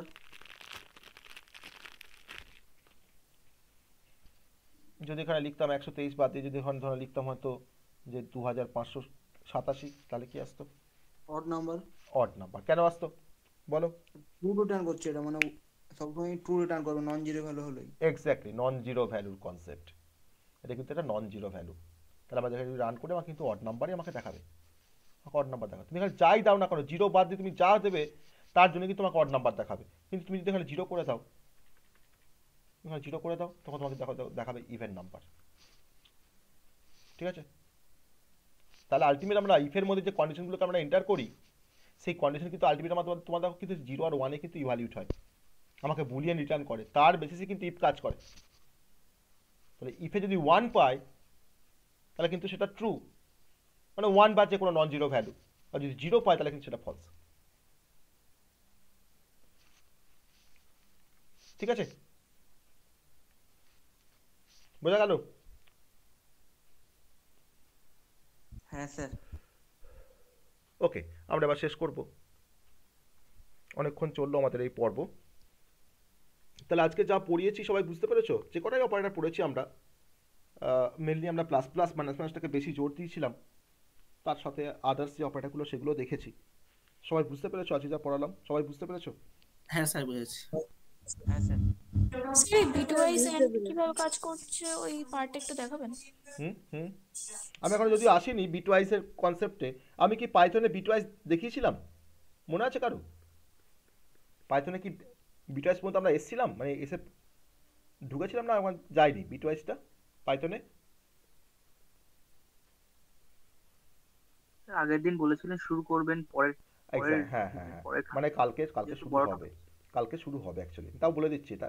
আমি এন্ডটা কি বলেছি, বিটওয়াইজ যেটা দেখালেন ওটা লজিক্যাল এন্ড না বিটওয়াইজ এন্ড? এটা বিটওয়াইজ এন্ড, এতে লিখেছি সিঙ্গেল অ্যাম্পারস মানে তোমার বিটওয়াইজ, আর ডবল অ্যাম্পারস মানে লজিক্যাল। বোঝা গেল? হ্যাঁ সেটাই বল। হ্যাঁ, এবার এই কাজটা দেখাই, দেখো একটু, দেখো জাস্ট দেখো, ধরো এ একটা ভ্যালু আছে এর মধ্যে, আর ধরো বি এর মধ্যে একটা ভ্যালু আছে। ঠিক আছে? তোমাকে বলে, তোমাকে পরীক্ষা কোশ্চেন এসেছে যে if a is equal to 5 and b is equal to 6, then what will be the result of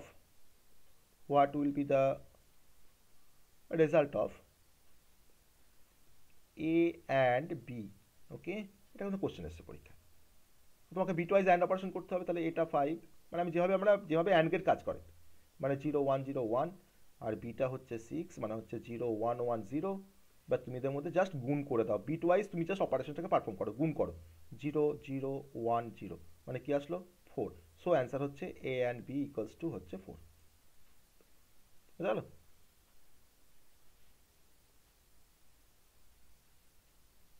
ঠিক আছে? জাস্ট বিটওয়াইজ অ্যান্ড করে দিলাম। আমরা অ্যান্ড গেট যেভাবে কাজ করে y is equal to a dot b, সেই কাজটাই হচ্ছে এখানে।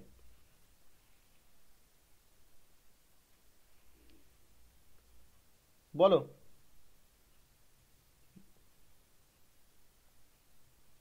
বোঝা গেল রচয়িতা? হ্যাঁ স্যার। আমরা আসবো, আমরা কালকে পড়বো, আমরা কালকে পাইথনে আমরা বিটওয়াইজ অপারেটর পড়বো ডিটেলসে, তারপরে আর এই ধরনের করবো। আমাদের মানে অর আছে, বিটওয়াইজ অর আছে, যাকে পাইপ সাইন দিয়ে ডিনোট করা হয়, সিঙ্গেল পাইপ। ওকে, তা তখন অর হবে, অর গেট যেভাবে কাজ করে সেভাবে কাজ করবে, বিটওয়াইজ সেভাবে অপারেশন হবে। এক্স অর যেভাবে কাজ করে, সেম হলে 0, ডিফারেন্ট হলে 1, সেভাবে অপারেশনসটা হবে। ওয়ান্স কমপ্লিমেন্ট 1 0 হবে, 0টা 1 হয়ে যাবে। আর লেফট শিফট রাইট শিফট আমরা সেখানে আর ডিটেলসে আমরা পড়বো। ঠিক আছে? ওকে, চলো, আর কোনো কোশ্চেন্স? ইন্টার্নশিপের ক্লাসটা কবে থেকে শুরু? 8 তারিখ। তিনটে সাবজেক্ট 7 তারিখ থেকে শুরু হচ্ছে, 3টে টপিক, আর 2টো টপিক তোমার শুরু হবে 8 তারিখ থেকে। তার আগে আমি গ্রুপে অ্যাড ফ্যাড যা করা সব কিছু তার আগেই হয়ে যাবে। ঠিক আছে? তার আগেই গ্রুপে অ্যাড ফ্যাড করা যা করা সব কিছু হয়ে যাবে।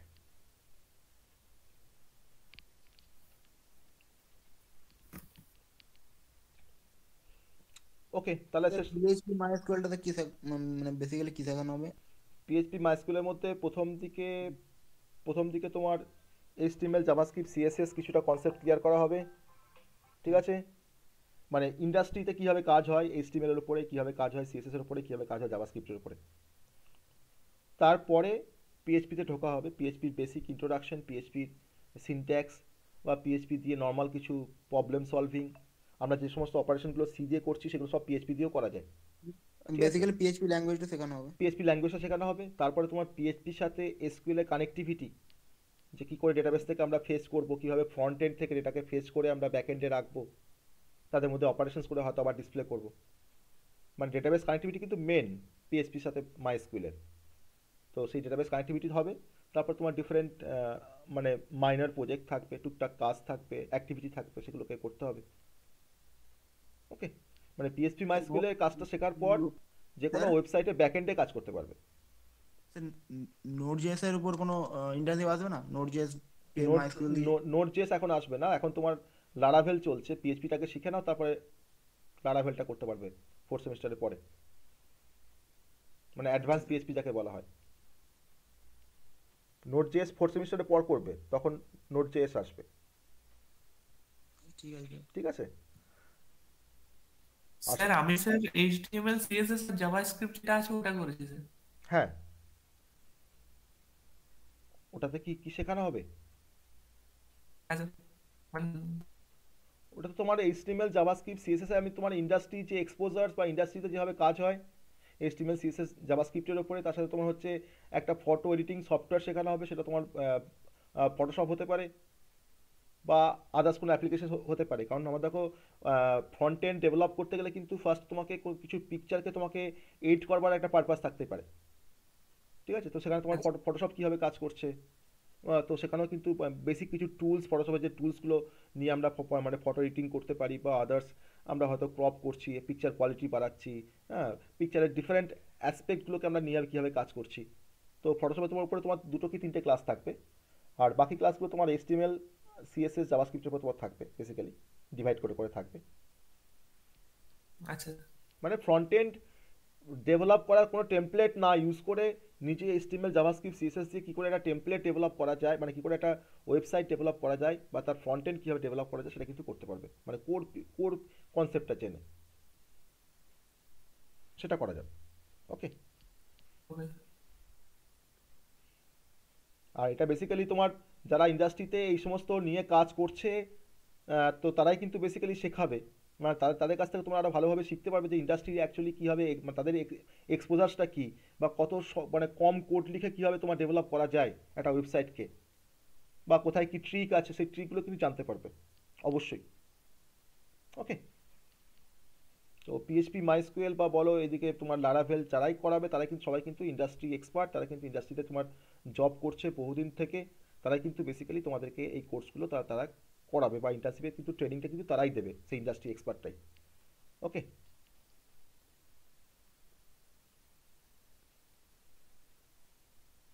ঠিক আছে, তাহলে আর কোনো কোশ্চেন্স? 11টা হয়ে গেল। হ্যাঁ স্যার বলছিলাম স্যার, হ্যাঁ স্যার বলছিলাম স্যার মানে ওই যে স্যার পিএইচপিটাই করবো নাকি স্যার আরেকবার না এটাই যেটা করেছি ওটাই করবো? না, আমি বলবো যে যারা HTML জাভাস্ক্রিপ্ট CSS যারা সেকেন্ড সেমিস্টারে কিছুটা হলেও জানো, তাহলে আমার মনে হয় যে পিএইচপিতে আসা ভালো, কিন্তু আবার পিএইচপিতে আসতে আবার কেন বারণ করছি এখন, কারণ তোমরা এখন SQL কিছু জানো না, তাই না? SQL তোমরা 4th সেমিস্টারে শিখবে, ডেটাবেস ম্যানেজমেন্ট সিস্টেম। তো সেখানে আমার মনে হয় 4th সেমিস্টারের পরে গিয়ে পিএইচপি মাইস্কুলে যাওয়াটা সব থেকে বেস্ট হবে, তখন তোমার কাছে মাইস্কুলের একটা পুরো কনসেপ্ট থাকবে, SQL-এর পুরো কনসেপ্ট থাকবে। আর এখন করা যাবে না সেটা বলছি না, কারণ SQL-এর প্রথমে বেসিক যে কমান্ডগুলো কাজে লাগবে, বেশ কয়েকটা বেসিক কমান্ড দিয়ে কিন্তু কাজ হয়ে যায়, তো সেই বেসিক কমান্ডগুলো কিন্তু তোমাদেরকে শেখানো হবে, তারপরেই কিন্তু পিএইচপির সঙ্গে তোমার কিন্তু SQL-এর কানেক্টিভিটি করানো হবে। ওকে, তো সেই নিয়ে কোনো সমস্যা থাকবে না আশা করি। আর SQL-এর উপরে আমার কিছু ক্লাসের ভিডিও আমি তোমাদেরকে শেয়ার করে দেবো, তোমরা SQL-টা কিন্তু সেখান থেকে তোমরা ক্লিয়ার করে নিতে পারবে। বেসিক SQL-এর যে কাজ বা কমান্ডগুলো কীভাবে কাজ করে SQL-এর, সেটা আমার 3টে লেকচার্স দেখলেই পুরো ক্লিয়ার হয়ে যাবে। ওকে, তারপরে তোমরা পিএইচপি তখন আজকে পিএইচপিও করছো আর সঙ্গে সঙ্গে তোমরা SQL-এর আমার ওই ভিডিওগুলোকেও দেখছো, দেখার পরে তারপর তোমার যখন কানেক্টিভিটি যখন করানো হবে তখন তোমাকে কোনো সমস্যাই হবে না যে কী কমান্ড ইউজ করছে, কেন সিলেক্ট ইউজ করছে, কেন ইনসার্ট ইনটু ইউজ করছে, কেন আপডেট কমান্ড ইউজ করছে, তো সেগুলো কিন্তু ক্লিয়ার হয়ে যাবে, সেই নিয়ে কোনো সমস্যা নেই। প্রিরিকুইজিট নলেজ শিফট করে যাবো কি স্যার পিএইচপি? সেটা করতে পারো, আমি নাও বলছি না, হ্যাঁ বলছি না। তোমার যদি মনে হয় যে হ্যাঁ তুমি মানে কমফোর্টেবল ফিল করবে ওতে আসলে, অবশ্যই আসতে পারো, কোনো সমস্যা কিছু নেই, কোনো সমস্যা কিছু নেই, ঠিক আছে? মানে স্যার এটাতেও তো আপনি বললেন যে HTML CSS জাভাস্ক্রিপ্ট আরেকবার মানে রিভিশন করানো হবে একবার। ধরো না তোমার তো আমরা তো তোমার ধরো না যারা পিএইচপি মাইস্কুয়েল করছে আমরা কিন্তু ধরেই নিচ্ছি তারা HTML জাভাস্ক্রিপ্ট CSS জানে, বুঝতে পেরেছো? কারণ এটা কিন্তু প্রিরিকুইজিট, মানে পিএইচপি শেখার কিন্তু এটা প্রিরিকুইজিট যে HTML জাভাস্ক্রিপ্ট CSS আর প্রোগ্রামিংয়ের একটু নলেজ, বেসিক নলেজটা প্রোগ্রামিংয়ে। কারণ সিতে আমাদেরকে পিএইচপি তোমার ধরো ফাংশনের কনসেপ্ট আছে অনেক, তো তার আগে আমি তোমাদেরকে ফাংশনটা করিয়ে দেবো, তোমার পিএইচপি ওই ফাংশনে যাওয়ার আগে আমার এখানে ফাংশন কমপ্লিট হয়ে যাবে সিতে। কারণ ওখানে তোমার ফাংশন ডিফাইন করতে হবে, ফাংশন কল করে কাজ করতে হবে পিএইচপিতে। তো সেই কনসেপ্টটা আমি আগেই আমি লাইভে হয়তো সেই টাইমে আসতে পারি বা না পারি, অদূর পর্যন্ত ফাংশন পর্যন্ত আমি ভিডিও দিয়েও কিন্তু কভার করিয়ে দেবো যেমন করে হোক। অত সমস্যা হওয়ার কথা না, ঠিক আছে, সমস্যা হওয়ার কথা না। মানে হার্ড অ্যান্ড মানে যে খুব টাফ জিনিস তা কিন্তু নয়, পিএইচপি কিন্তু খুব যে টাফ কিছুই নয়, খুব সহজ একটা ল্যাঙ্গুয়েজ, খুব সহজ। মানে সি এর যে তোমার যদি সি এর যদি কনসেপ্ট যদি একটু থাকে না, তো পিএইচপি শিখতে কোনো সমস্যাই হবে না। সব থেকে সহজ একটা ল্যাঙ্গুয়েজ পিএইচপি।